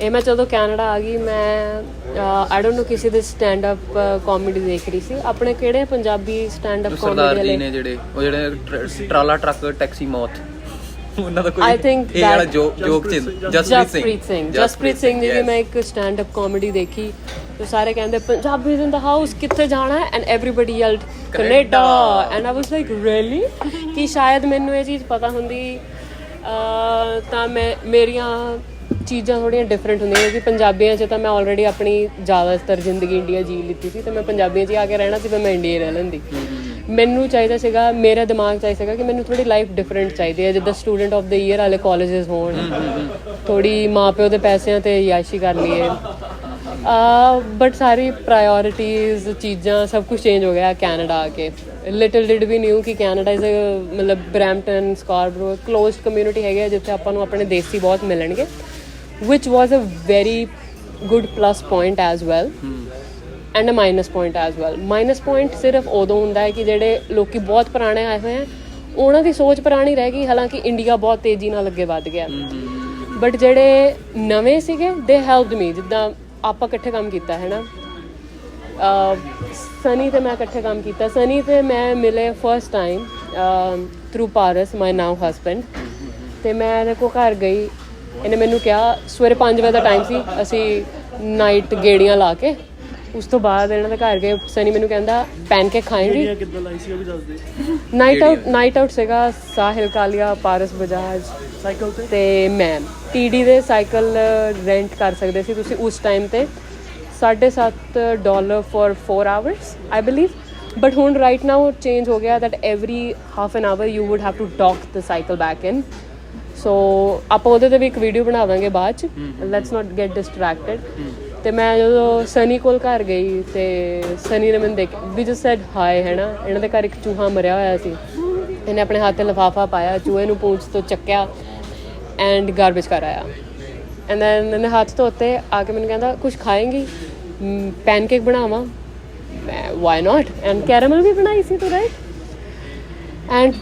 ਯਮੀ ਪੈਨਕੇਕਸ ਐਂਡ ਫਿਰ ਇਹਨੇ ਮੈਨੂੰ ਕਿਹਾ ਮੈਂ ਨਾ ਆਟੇ ਵਾਲੇ ਬਿਸਕਿਟ ਵੀ ਘਰ ਬਣਾਏ ਆ ਸੋ ਮਤਲਬ ਇਹ ਵੀ ਮੇਰੇ ਨਾਲ ਹੀ ਆਇਆ ਮੈਂ ਹਜੇ ਕੁਝ ਵੀ ਘਰ ਬਣਾਉਣਾ ਸ਼ੁਰੂ ਨਹੀਂ ਕੀਤਾ and he is being all fancy making pancakes but ਯਾ I was working and he was jobless that was the major difference ਮਤਲਬ ਵਰਕਿੰਗ ਪਾਰਟ ਟਾਈਮ ਟੂ ਉਹੀ ਮੈਂ ਦੱਸਿਆ ਜਿਹੜੇ 2-2 ਘੰਟੇ ਲਾ ਰਹੀ ਸੀ ਉਹ 'ਚ ਹੀ ਮੇਰੀ ਬੱਸ ਹੋ ਜਾਂਦੀ ਸੀ ਉਸੇ ਟਾਈਮ ਤੇ ਵੀ ਮੈਟ ਤੇ ਇਹਨੇ ਮੈਨੂੰ ਖਵਾਇਆ ਪਿਲਾਇਆ ਤੇ ਅਸੀਂ ਉਦੋਂ ਦੇ ਫਰੈਂਡਸ ਹਾਂ because I am always friends with ਜਿਹਨੇ ਮੈਨੂੰ ਰੋਟੀ ਦਿੱਤੀ ਮੇਰੇ ਲਈ ਸਭ ਤੋਂ ਵੱਡਾ ਪੁੰਨ ਆਹੀ ਹੋ ਗਿਆ ਮੈਨੂੰ ਖਿਲਾਤਾ ਪਿਲਾਤਾ ਮੈਂ ਘਰੇ ਫੋਨ ਕਰ ਲੈਣਾ ਰੋਟੀ ਤਿਆਰ ਰੱਖ ਲਓ ਮਤਲਬ ਡਨ ਮੈਂ ਹਮੇਸ਼ਾ ਕਿਉਂਕਿ ਜਦੋਂ ਵੀ ਇੰਡੀਆ ਤੋਂ ਕੋਈ ਵੀ ਪੈਰੈਂਟ ਫੋਨ ਕਰਦਾ ਹੈ ਤਾਂ ਪਹਿਲਾ ਕੁਐਸਚਨ ਦੇ ਆਸਕ ਵੀ ਕੁਝ ਖਾ ਲਿਆ ਹੈ ਨਾ ਐਂਡ ਉਸ ਦਿਨ ਮੇਰੇ ਘਰਦਿਆਂ ਦਾ ਵੀ ਫੋਨ ਆਇਆ ਕੁਝ ਖਾ ਲਿਆ ਮੈਂ ਕਿਹਾ ਹਾਂਜੀ ਸਨੀ ਨੇ ਪੈਨਕੇਕ ਖਵਾਤਾ ਐਂਡ ਨਾਲ ਦੀ ਨਾਲ ਘਰਦਿਆਂ ਨੂੰ ਵੀ ਪਤਾ ਸੀਗਾ ਅ ਗਾਏ ਹੂ ਕੈਨ ਕੁਕ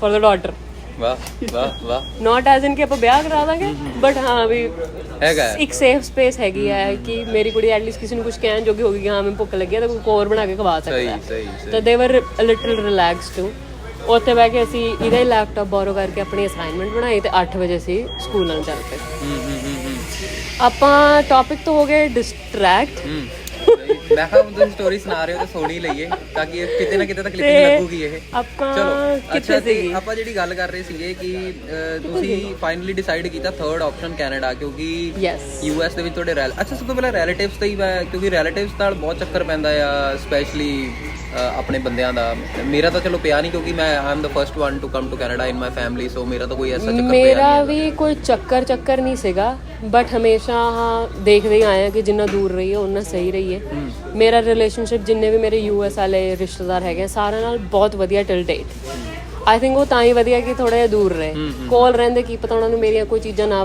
ਵਧੀਆ ਲੱਗਦੀਆਂ ਜਿੱਦਾਂ ਮੈਂ ਤੁਹਾਨੂੰ ਕਿਹਾ ਮੈਂ ਨਾਈਟ ਆਊਟ ਤੋਂ ਆਈ ਮੈਂ ਆਪਣੇ ਮਾਮੇ ਕੋਲ ਰਹਿ ਰਹੀ ਹੁੰਦੀ ਮੇ ਵੀ ਮੇਰਾ ਮਾਮਾ ਮੈਨੂੰ ਕੁਐਸਚਨ ਕਰਦਾ ਬਟ ਮੇਰੇ ਪੇਰੈਂਟਸ ਮੈਨੂੰ ਨਾ ਕੁਐਸਚਨ ਕਰਦੇ ਤਾਂ ਮੈਨੂੰ ਲੱਗਦਾ ਕਿ ਤੁਸੀਂ ਮੈਨੂੰ ਕੁਐਸਚਨ ਕਿਉਂ ਕਰ ਰਹੇ ਹੋ ਸੋ ਰਿਲੇਟਿਵਸ ਕੋਲ ਆਓ ਬੇਸਿਕ ਸਪੋਰਟ ਦੀ ਹੈਲਪ ਲਓ ਜਿੱਦਾਂ ਕਿ ਜਿਹੜੇ ਅੰਕਲ ਨੇ ਮੈਨੂੰ 에ਅਰਪੋਰਟ ਤੋਂ ਪਿਕ ਕੀਤਾ ਸੀ he helped me find a place in Scarborough ਸਹੀ ਹਿਮ ਐਂਡ ਹਿਸ ਵਾਈਫ ਤੇ ਬੇਸਿਕ ਹੈਲਪ ਲਓ ਜਿੱਦਾਂ ਉਹਨਾਂ ਨੇ ਮੈਨੂੰ ਕ੍ਰੈਡਿਟ ਕਾਰਡ ਵਾਲੀਆਂ ਚੀਜ਼ਾਂ ਸਮਝਾਈਆਂ ਜੌਬਸ ਕਿੱਦਾਂ ਲੱਭਣੀਆਂ ਕਿਰਾਇਆ ਕਿੰਨਾ ਹੋਣਾ ਚਾਹੀਦਾ ਕਿਹੜੀ ਚੀਜ਼ ਤੋਂ ਘਬਰਾਉਣਾ ਚਾਹੀਦਾ ਐਜ਼ ਅ ਨਿਊ ਕਮਰ ਤੇ ਕਿਹੜੀ ਚੀਜ਼ ਤੋਂ ਨਹੀਂ ਘਬਰਾਉਣਾ ਚਾਹੀਦਾ ਆ ਬੇਸਿਕ ਨੌਲੇਜ ਲਓ ਬੇਸਿਕ ਹੈਲਪ ਲਓ ਐਂਡ ਟਰਾਈ ਟੂ ਸਟੇ ਅਵੇ। ਤੁਸੀਂ ਕਦੀ ਜਰਮਨੀ ਨਹੀਂ ਸੋਚਿਆ ਜਾਣ ਦਾ? ਕਿਉਂਕਿ ਫ੍ਰੀ ਪੜ੍ਹਾਈ ਸੀਗੀ ਉੱਥੇ ਤਾਂ। ਨਹੀਂ, ਮੈਨੂੰ ਪਤਾ ਹੀ ਨਹੀਂ ਸੀ ਫ੍ਰੀ ਪੜ੍ਹਾਈ ਹੈ। ਐਂਡ ਟੂ ਬੀ ਓਨੈਸਟ, ਪੜ੍ਹਾਈ was never my motive to come to Canada. I was typical Punjabi in that ਕਿ ਮੈਂ ਤਾਂ ਪੱਕੀ ਹੋਣ ਜਾ ਰਹੀ ਹਾਂ। ਮੇਰਾ ਪੂਰਾ ਮੂਡ ਸੀਗਾ। ਮੇਰੇ ਪਾਪਾ ਮੈਨੂੰ ਹਮੇਸ਼ਾ ਕਹਿੰਦੇ ਸੀ ਜਿਹੜੇ ਗਾਣੇ ਤੂੰ ਸੁਣਦੀ ਹੈ ਮੈਨੂੰ ਲੱਗਦਾ ਤੂੰ ਟਰੱਕ ਡਰਾਈਵਰ ਬਣੇਗੀ। ਮੈਂ ਡੈਫੀਨੇਟਲੀ ਆਪਣਾ ਟਰੱਕ ਤੇ ਜ਼ਰੂਰ ਚੜ੍ਹਨਾ ਸੀਗਾ, ਬਟ ਇਵੈਂਚੁਅਲੀ ਮੈਂ 2000 ਪਹਿਲਾਂ ਕਦੀ ਮੌਕਾ ਨਹੀਂ ਮਿਲਿਆ ਬਿਕਾਜ਼ ਪੜ੍ਹ ਰਹੇ ਸੀ। ਮੈਂ ਕਿਹਾ ਚਲੋ ਬਾਅਦ 'ਚ ਦੇਖਾਂਗੇ, ਪੱਕੇ ਹੋ ਲਈਏ, ਉਸ ਤੋਂ ਬਾਅਦ ਦੇਖਾਂਗੇ ਟਰੱਕ ਡਰਾਈਵਰੀ ਕਰਨੀ ਹੈ ਕਿ ਨਹੀਂ ਕਰਨੀ। ਦੈਨ 2018 ਦੇ ਵਿੱਚ ਮੈਂ ਲੌਜਿਸਟਿਕਸ 'ਚ ਆ ਗਈ ਤਾਂ ਮੈਨੂੰ ਲੱਗਾ ਕਿ ਸ਼ਾਇਦ it's not my cup of tea. ਅੱਛਾ, 14 ਦੇ ਵਿੱਚ ਜੇ ਤੁਸੀਂ ਆਏ ਹੋ, ਉਸ ਤੋਂ ਪਹਿਲਾਂ ਇੰਡੀਆ 'ਚ ਕੀ ਕਰਦੇ ਸੀਗੇ? ਕਿਉਂਕਿ ਮੈਂ ਹਲੇ ਉੱਥੇ ਤੱਕ ਹੀ ਹਾਲੇ ਤੱਕ ਅਸੀਂ ਪਹੁੰਚੇ ਹੀ ਨਹੀਂ ਹੈਗੇ ਕੈਨੇਡਾ। ਹਲੇ ਮੈਂ ਉੱਥੇ ਹੀ ਘੁੰਮਦਾ ਪਿਆ ਕਿਉਂਕਿ ਇਹ ਮੇਨ ਟੌਪਿਕ ਹੈਗਾ। ਕਿਉਂਕਿ ਇੱਥੇ ਲੋਕਾਂ ਨੇ 50 ਲੱਖ ਰੁਪਏ ਇਨਵੈਸਟ ਕਰਨਾ ਇਹ ਟੌਪਿਕ ਦੇ ਉੱਤੇ। ਇਹ ਪੁਆਇੰਟ ਤੋਂ ਪਹਿਲਾਂ ਲੋਕਾਂ ਨੇ ਇਨਵੈਸਟ ਕਰ ਦੇਣਾ। ਜਿਹੜੇ ਲੋਕਾਂ ਦੇ ਨਾਲ ਕੋਈ ਚੰਗੀ ਚੀਜ਼ਾਂ ਹੋਣੀਆਂ ਜਾਂ ਮਾੜੀਆਂ ਚੀਜ਼ਾਂ ਹੋਣੀਆਂ ਉਹ ਤਾਂ ਕੈਨੇਡਾ ਤੋਂ ਆਉਣ ਤੋਂ ਬਾਅਦ ਹੋਣੀਆਂ ਨੇ। ਆਪਾਂ ਫਿਲਹਾਲ ਗੱਲ ਕਰ ਰਹੇ ਕਿ ਉੱਥੇ ਤੱਕ ਹੀ ਆਪਾਂ ਕਿਉਂਕਿ ਇਹ ਜਿਹੜਾ ਪੁਆਇੰਟ ਹੈਗਾ ਨਾ, ਸਟਾਰਟਿੰਗ ਪੁਆਇੰਟ, ਇਹਨੂੰ ਤੁਸੀਂ ਲਗਾ ਲਓ ਇਮੀਗ੍ਰੇਸ਼ਨ ਏਜੰਟਸ ਲਗਾ ਲਓ, ਲਾਇਰਸ ਲਗਾ ਲਓ, ਸਟੂਡੈਂਟਸ ਲਗਾ ਲਓ, ਕੋਈ ਵੀ ਗੱਲ ਨਹੀਂ ਕਰਦਾ। ਉਹਦਾ ਰੀਜ਼ਨ ਪਤਾ ਕੀ? ਸਟੂਡੈਂਟ ਇਸ ਲਈ ਨਹੀਂ ਗੱਲ ਕਰਦਾ ਪਿਆ ਆਪਣੇ ਘਰਦਿਆਂ ਨਾਲ ਕਿਉਂਕਿ ਸਟੂਡੈਂਟ ਨੂੰ ਤਾਂਗ ਹੈ, ਮੈਂ ਭੱਜਣਾ ਬਾਹਰ ਨੂੰ। ਬਿਲਕੁਲ। ਮੈਂ ਜੇ ਆਪਣੇ ਘਰਦਿਆਂ ਨੂੰ ਕੋਈ ਐਸੀ ਚੀਜ਼ ਦੱਸ ਦੂੰਗਾ ਜਿਹੜੀ ਡਾਊਟ 'ਚ ਪਾ ਦੂਗੀ ਉਹਨਾਂ ਨੂੰ, ਤੇ ਮੇਰੇ ਘਰ ਦੇ ਸ਼ਾਇਦ ਡਿਸੀਜਨ ਹੀ ਚੇਂਜ ਕਰ ਦੇਣ ਕਿ ਨਹੀਂ ਜੀ ਤੂੰ ਘਰ ਬਾਹਰ ਨਹੀਂ ਜਾਣਾ ਹੈਗਾ, ਅਸੀਂ ਕੈਨੇਡਾ ਨਹੀਂ ਤੈਨੂੰ ਭੇਜਣਾ, ਕਿਤੇ ਵੀ ਨਹੀਂ ਭੇਜਣਾ। ਮੈਂ BBA ਫਾਈਨੈਂਸ਼ੀਅਲ ਮਾਰਕੀਟਸ ਕੀਤੀ ਪੰਜਾਬੀ ਯੂਨੀਵਰਸਿਟੀ ਪਟਿਆਲੇ ਤੋਂ। MBA 'ਚ ਮੈਂ ਆਲਰੇਡੀ ਐਨਰੋਲਡ ਸੀਗੀ। ਆਪਣੇ ਫਸਟ ਸਮੈਸਟਰ ਦੇ ਸਾਰੇ ਪੇਪਰ ਦੇਤੇ ਸੀ, ਇੱਕ ਨੂੰ ਛੱਡ ਕੇ, ਤੇ ਮੇਰਾ ਵੀਜ਼ਾ ਆ ਗਿਆ। ਮੈਂ ਕੈਨੇਡਾ ਆਉਣ ਲਈ ਇਸ ਲਈ ਡਿਸਾਈਡ ਕੀਤਾ, ਮੇਰੇ ਮਮ ਆਏ ਸੀਗੇ UFT 'ਚ as a student from government program, ਜਿੱਥੇ ਉਹਨਾਂ ਨੇ 50 ਗਵਰਨਮੈਂਟ EMPLOYEES ਨੂੰ ਹਾਇਰ ਕੀਤਾ ਸੀਗਾ ਕੈਨੇਡਾ ਦੇ ਵਿੱਚ ਸਟੱਡੀ ਕਰਨ ਲਈ, ਤਾਂ ਕਿ ਉਹ ਜਿਹੜੀਆਂ ਇੱਥੇ ਦੀਆਂ ਟੀਚਿੰਗ ਪ੍ਰੈਕਟਿਸਿਸ ਹੈਗੀਆਂ, ਮਾਡਰਨ ਟੀਚਿੰਗ ਪ੍ਰੈਕਟਿਸਿਸ ਨੂੰ ਇੰਡੀਆ 'ਚ ਵੀ ਅਪਲਾਈ ਕਰ ਸਕਣ। ਸੋ ਮੇਰੇ ਮੰਮੀ ਨੇ ਜਦੋਂ ਮੈਨੂੰ WhatsApp 'ਤੇ ਜਾਂ ਉਸ ਟਾਈਮ 'ਤੇ ਵਾਈਬਰ ਚੱਲਦਾ ਹੁੰਦਾ ਸੀ, ਵਾਈਬਰ 'ਤੇ ਅਸੀਂ ਵੀਡੀਓ ਕਾਲ ਕਰਦੇ ਹੁੰਦੇ ਸੀ, ਤਾਂ ਇਟ ਗॉट ਮੀ ਐਕਸਾਈਟਿਡ ਕਿ ਵਾਓ ਕਿੰਨਾ ਸੋਹਣਾ ਆ, ਕਿੰਨਾ ਰਿਲੈਕਸਿੰਗ ਹੈ। But little did I new ਕਿ ਜੋ ਚੀਜ਼ਾਂ ਮੇਰੇ ਮਦਰ ਇੰਜੋਏ ਕਰ ਰਹੇ ਆ ਉਹ ਸਾਰਾ ਕੁਝ ਗਵਰਨਮੈਂਟ ਨੇ ਪਲਾਨ ਕੀਤਾ ਹੋਇਆ। My mother didn't pay her study visa fees and she did give an IELTS, ਜਿਹੜੇ ਉਹਨਾਂ ਦੇ ਆਪਣੇ ਪੈਸੇ ਦੇ ਸੀਗੇ, ਉਹਨਾਂ ਨੂੰ ਵੀ 5000 ਰੁਪਏ ਲੱਗਿਆ ਸੀ। ਆਇਲਸ ਕਲੀਅਰ ਕੀਤਾ ਉਹਨਾਂ ਨੇ ਤੇ ਉਹ ਇੱਥੇ ਆ ਗਏ। ਉਹਨਾਂ ਦਾ ਰਹਿਣਾ ਵੀ ਗਵਰਨਮੈਂਟ ਵੱਲੋਂ ਸਪਾਂਸਰ ਸੀਗਾ। ਬਟ ਇਵੈਂਚੁਅਲੀ $100-200 ਆਪਣੇ ਘਰਦਿਆਂ ਤੇ ਆਪਣੇ ਲਿਵਿੰਗ 'ਚ ਵੀ ਬਹੁਤ ਫਰਕ ਹੁੰਦਾ, ਰਾਈਟ। ਉਹਨਾਂ ਨੇ $100-200 'ਚ ਪੂਰੀ ਐਸ਼ ਕਰ ਲਈ ਤੇ ਮੋਟਨ ਜਾਣਾ ਹਫਤੇ 'ਚ ਇੱਕ ਵਾਰੀ, ਅਸੀਂ ਆਉਂਦੇ ਲਾਗੇ ਰੋਜ਼।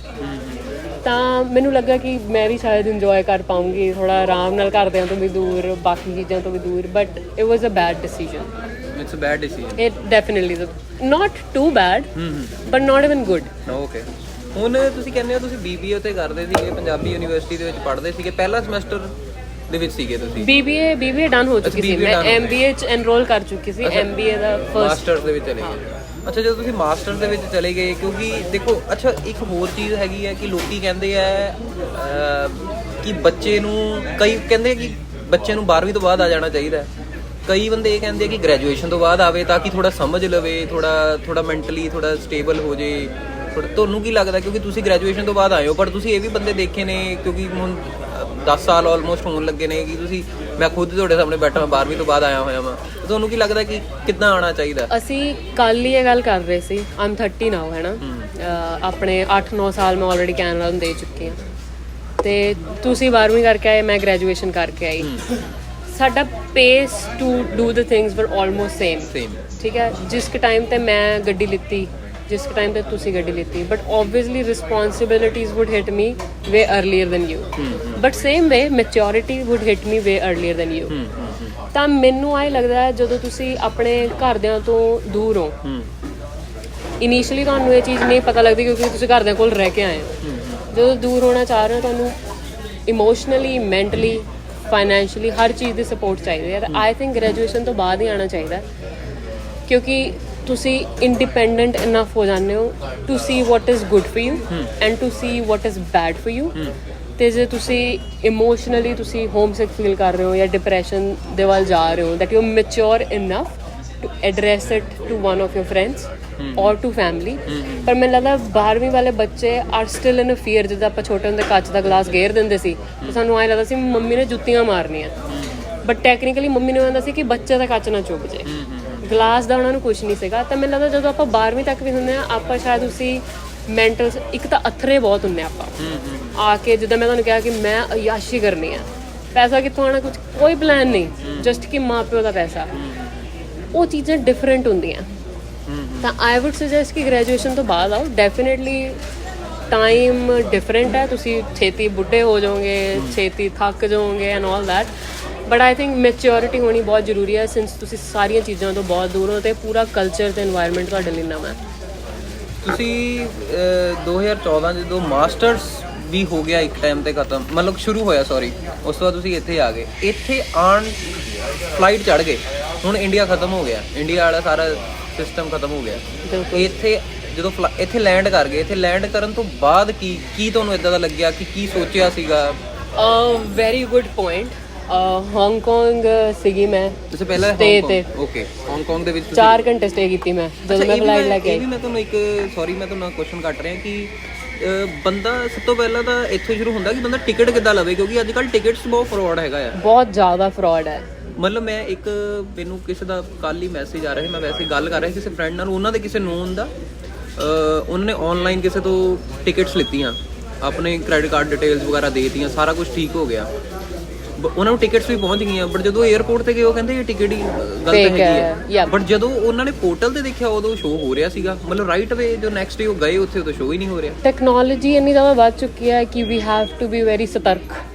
ਠੀਕ ਹੈ, ਮੈਂ ਹੀ ਕਹੂੰਗੀ ਕਿ ਜੋ ਮੇਰੇ ਪੇਰੈਂਟਸ ਨੇ ਕੀਤਾ ਆਈ ਥਿੰਕ ਉਹ ਬਿਲਕੁਲ ਸਹੀ ਕੀਤਾ। ਜਦੋਂ ਮੈਂ ਟਿਕਟ ਕਰਾਣੀ ਸੀ ਨਾ, ਮੈਂ ਮੰਮੀ ਨੂੰ ਪੁੱਛਿਆ ਕਿਹੜੇ ਏਜੰਟ ਕੋਲ ਜਾਣਾ, ਐਂਡ ਮੇਰੇ ਮੰਮੀ ਕਹਿੰਦੇ ਕੈਨੇਡਾ ਚੱਲੀ ਹੈ ਕੱਲੀ, ਤੈਨੂੰ ਏਜੰਟ ਕਿਉਂ ਚਾਹੀਦਾ ਟਿਕਟ ਬੁੱਕ ਕਰਾਉਣ ਲਈ, it's a basic thing, why go for an agent, why don't book your ticket yourself? ਆਪਾਂ ਜਦੋਂ ਹੁਣ ਇੱਥੋਂ ਇੰਡੀਆ ਜਾਂਦੇ ਆ ਆਪੇ ਬੁੱਕ ਕਰਕੇ ਜਾਂਦੇ ਆ, ਆਪਾਂ ਕਿਸੇ ਏਜੰਟ ਕੋਲ ਤਾਂ ਜਾਂਦੇ ਨਹੀਂ। that is exactly what I did। ਮੈਂ ਕੈਥੀ ਪੈਸੀਫਿਕ ਤੇ ਆਈ ਸੀਗੀ, ਮੈਂ ਕੈਥੀ ਪੈਸੀਫਿਕ ਦੀ ਸਾਈਟ ਤੇ ਗਈ, ਚੀਪੈਸਟ ਫਲਾਈਟ ਮੈਨੂੰ ਉਦੋਂ ਹੀ ਮਿਲੀ ਸੀ, ਹੁਣ ਤਾਂ 1.5 ਲੱਖ ਰੁਪਏ ਹੋ ਗਿਆ, ਕਿਉਂਕਿ ਅੱਜ ਦੀ ਰੇਟ 'ਚ ਤੁਸੀਂ 1.5 ਲੱਖ ਕਿਸੇ ਏਜੰਟ ਨੂੰ ਦੇ ਰਹੇ ਹੋ, ਦੇਣ ਤੋਂ ਪਹਿਲਾਂ ਸੋਚੋ ਕਿ ਉਹ 1.5 ਲੱਖ ਕਿੰਨਾ ਇੰਪੋਰਟੈਂਟ ਹੈ ਤੁਹਾਡੇ ਲਈ। ਮਤਲਬ why are you giving that 1.5 lakh to an agent? Agent ਨੇ ਵੀ ਤਾਂ ਕਮਿਸ਼ਨ ਰੱਖਣੀ ਆ ਆਪਣੀ, ਡਾਇਰੈਕਟ ਆਲਵੇਜ਼ ਡਾਇਰੈਕਟ ਕਰੋ, ਕਿਉਂ ਸਨੀ? ਅੱਛਾ, ਤੁਸੀਂ ਕਹਿੰਦੇ ਹੋ ਕਿ ਡਾਇਰੈਕਟ, ਮਤਲਬ ਤੁਸੀਂ ਆਪਾਂ ਵੀ ਫੈਮਲੀਜ਼ ਨੂੰ ਜਾਂ ਬੱਚਿਆਂ ਨੂੰ ਡਾਇਰੈਕਟ ਅਪਰੋਚ ਕਰਨਾ ਚਾਹੀਦਾ ਕੰਪਨੀ ਨੂੰ, ਤਾਂ ਕਿ ਮਿਡਲਮੈਨ ਜਿੰਨੇ ਵੀ ਨਿਕਲ ਸਕਦੇ ਹਨ ਨਿਕਲ ਜਾਣ। ਕਿਉਂਕਿ ਮੈਂ ਤੁਹਾਨੂੰ ਇੱਕ ਐਗਜ਼ਾਮਪਲ ਦਿੰਦੀ ਹਾਂ, ਮੈਂ ਇੱਕ ਵਾਰੀ ਇੱਕ ਏਜੰਟ ਦੇ ਥਰੂ ਟਿਕਟ ਕਰਾਈ ਸੀਗੀ, ਬਿਕਾਜ਼ ਮੇਰੇ ਫਰੈਂਡ ਨੇ ਉਹ ਏਜੰਸੀ ਖੋਲੀ ਸੀ, I'm not going to name them, but ਮੇਰਾ ਐਕਸਪੀਰੀਅੰਸ ਸਹੀ ਨਹੀਂ ਰਿਹਾ। ਏਅਰ ਕੈਨੇਡਾ ਦੀ ਮੈਂ ਟਿਕਟ ਕਰਾਈ, ਬਾਅਦ 'ਚ ਮੈਨੂੰ ਕੈਂਸਲ ਕਰਾਉਣੀ ਪੈ ਗਈ ਪੈਂਡੈਮਿਕ ਦੀ ਵਜ੍ਹਾ ਤੋਂ। ਐਂਡ ਟੈਕਨੀਕਲੀ ਜੇ ਤੁਸੀਂ ਏਅਰ ਕੈਨੇਡਾ ਦੇ ਡਾਇਰੈਕਟ ਵੈਬਸਾਈਟ ਤੋਂ ਜਾਂਦੇ ਹੋ ਤਾਂ ਤੁਸੀਂ ਫਲਾਈਟ ਦੇ ਚੜ੍ਹਨ ਤੋਂ ਆਈ ਥਿੰਕ 3 ਦਿਨ ਪਹਿਲਾਂ ਵਿਦ ਨੋ ਕੈਂਸਲੇਸ਼ਨ ਫੀਸ ਤੁਸੀਂ ਕੈਂਸਲ ਕਰਾ ਸਕਦੇ ਹੋ, ਬਟ ਉਸ ਬੰਦੇ ਨੇ ਮੇਰੇ ਤੋਂ $500 ਲਿੱਤਾ, ਬਿਕਾਜ਼ ਕੈਰੀਅਰ ਫੀਸ ਅਪਲਾਈ ਹੁੰਦੀ ਹੈ। ਸੋ ਹੁੰਦੀ ਹੈ ਐਕਚੁਅਲੀ, ਡੈਫੀਨੇਟਲੀ ਹੁੰਦੀ ਹੈ। ਸੋ ਜੇ ਏਜੰਟਸ ਦੇ ਥਰੂ ਜਾਂਦੇ ਹੋ, you are actually paying a carrier fee too. To avoid that directly website ਖੋਲੋ, ਗੂਗਲ ਤੇ ਸਭ ਕੁਝ ਹੈਗਾ। ਜੇ ਤੁਸੀਂ ਆ ਕੇ ਇੱਥੇ ਆਪਣੀ ਜ਼ਿੰਦਗੀ ਸਟਾਰਟ ਕਰਨੀ ਹੈ, ਟਿਕਟ ਤਾਂ ਤੁਸੀਂ ਲੈ ਹੀ ਸਕਦੇ ਹੋ, ਫਿਰ ਇੰਨਾ ਕੁ ਰਿਸਕ ਤੁਸੀਂ 1.5 ਲੱਖ ਦਾ ਰਿਸਕ ਆਪਣੇ ਆਪ ਤੇ ਲਓ rather then putting it on agent. Okay, ਜਦੋਂ ਆਪਾਂ ਸਾਰਾ ਰਿਸਕ ਲੈ ਲਿਆ ਉਸ ਤੋਂ ਬਾਅਦ ਆਪਾਂ ਕੈਨੇਡਾ ਆ ਗਏ, ਹਾਂਗਕਾਂਗ ਦੇ ਵਿੱਚ ਕੀ ਹੋਇਆ? ਤੁਸੀਂ ਕੁਝ ਦੱਸਣ ਲੱਗੇ ਸੀ, ਕੁਝ ਹੋਇਆ ਹਾਂਗਕਾਂਗ 'ਚ ਇਹੋ ਜਿਹਾ? ਹਾਂਗਕਾਂਗ 'ਚ 4 ਘੰਟੇ ਦੀ ਮੇਰੀ ਫਲਾਈਟ ਸੀਗੀ, ਤੇ ਮੈਨੂੰ ਉਦੋਂ ਪਤਾ ਲੱਗਾ ਕਿ ਮੈਨੂੰ ਜਿਹਨਾਂ ਨੇ ਲੈਣ ਆਉਣਾ ਉਹ ਲੈਣ ਨਹੀਂ ਆ ਰਹੇ। ਹਾਂਗਕਾਂਗ 'ਚ ਮੈਂ ਵਾਈਫਾਈ ਨਾਲ ਕਨੈਕਟ ਕੀਤਾ ਤੇ ਮੈਨੂੰ ਮੈਸੇਜ ਆਇਆ ਕਿ ਸੌਰੀ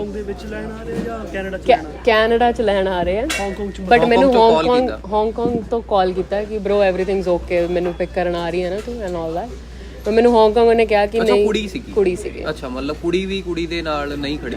ਮਤਲਬ ਯੂਜੂਅਲੀ ਇਦਾਂ ਕਹਿੰਦੇ ਨਾ ਕਿ ਮਤਲਬ ਇੰਡੀਅਨ ਪੇਰੈਂਟਸ ਨੂੰ ਇਦਾਂ ਲੱਗਦਾ ਕਿ ਸ਼ਾਇਦ ਮੁੰਡਾ ਹੈਗਾ ਤਾਂ ਮੁੰਡੇ ਦੇ ਨਾਲ ਖੜ ਜੂ, ਜਾਂ ਸਾਡੀ ਕੁੜੀ ਨੂੰ ਕੁੜੀ ਹੀ ਸੰਭਾਲ ਸਕਦੀ ਹੈ, ਕਿਉਂਕਿ ਇੰਡੀਆ ਦੇ ਵਿੱਚ ਅੱਜ ਕੱਲ੍ਹ ਬਹੁਤ ਉਹ ਵੀ ਹੈਗਾ ਨਾ ਥੋੜਾ ਸਿਕਿਉਰਿਟੀ ਰੀਜ਼ਨਸ ਕਰਕੇ ਪੇਰੈਂਟਸ ਸੋਚਦੇ ਨੇ। ਇਟਸ ਜਸਟ ਕਿ ਬੰਦੇ ਨੂੰ ਲੱਗਦਾ ਕਿ ਸਾਰਾ ਕੁਝ ਰਿਲੇਟੇਬਲ ਹੋਊਗਾ ਕਿਉਂਕਿ ਉਹ ਕੁੜੀ ਵੀ ਕਦੀ ਆਈ ਸੀ, ਤਾਂ ਪੇਰੈਂਟਸ ਏਦਾਂ ਸੋਚਦੇ ਆ, ਬਟ ਏਦਾਂ ਦਾ ਕੁਝ ਨਹੀਂ ਹੈ। ਕੋਈ ਵੀ ਕੌਣ ਲੈਣ ਆ ਸਕਦਾ, ਕੌਣ ਨਹੀਂ ਲੈਣ ਆ ਸਕਦਾ।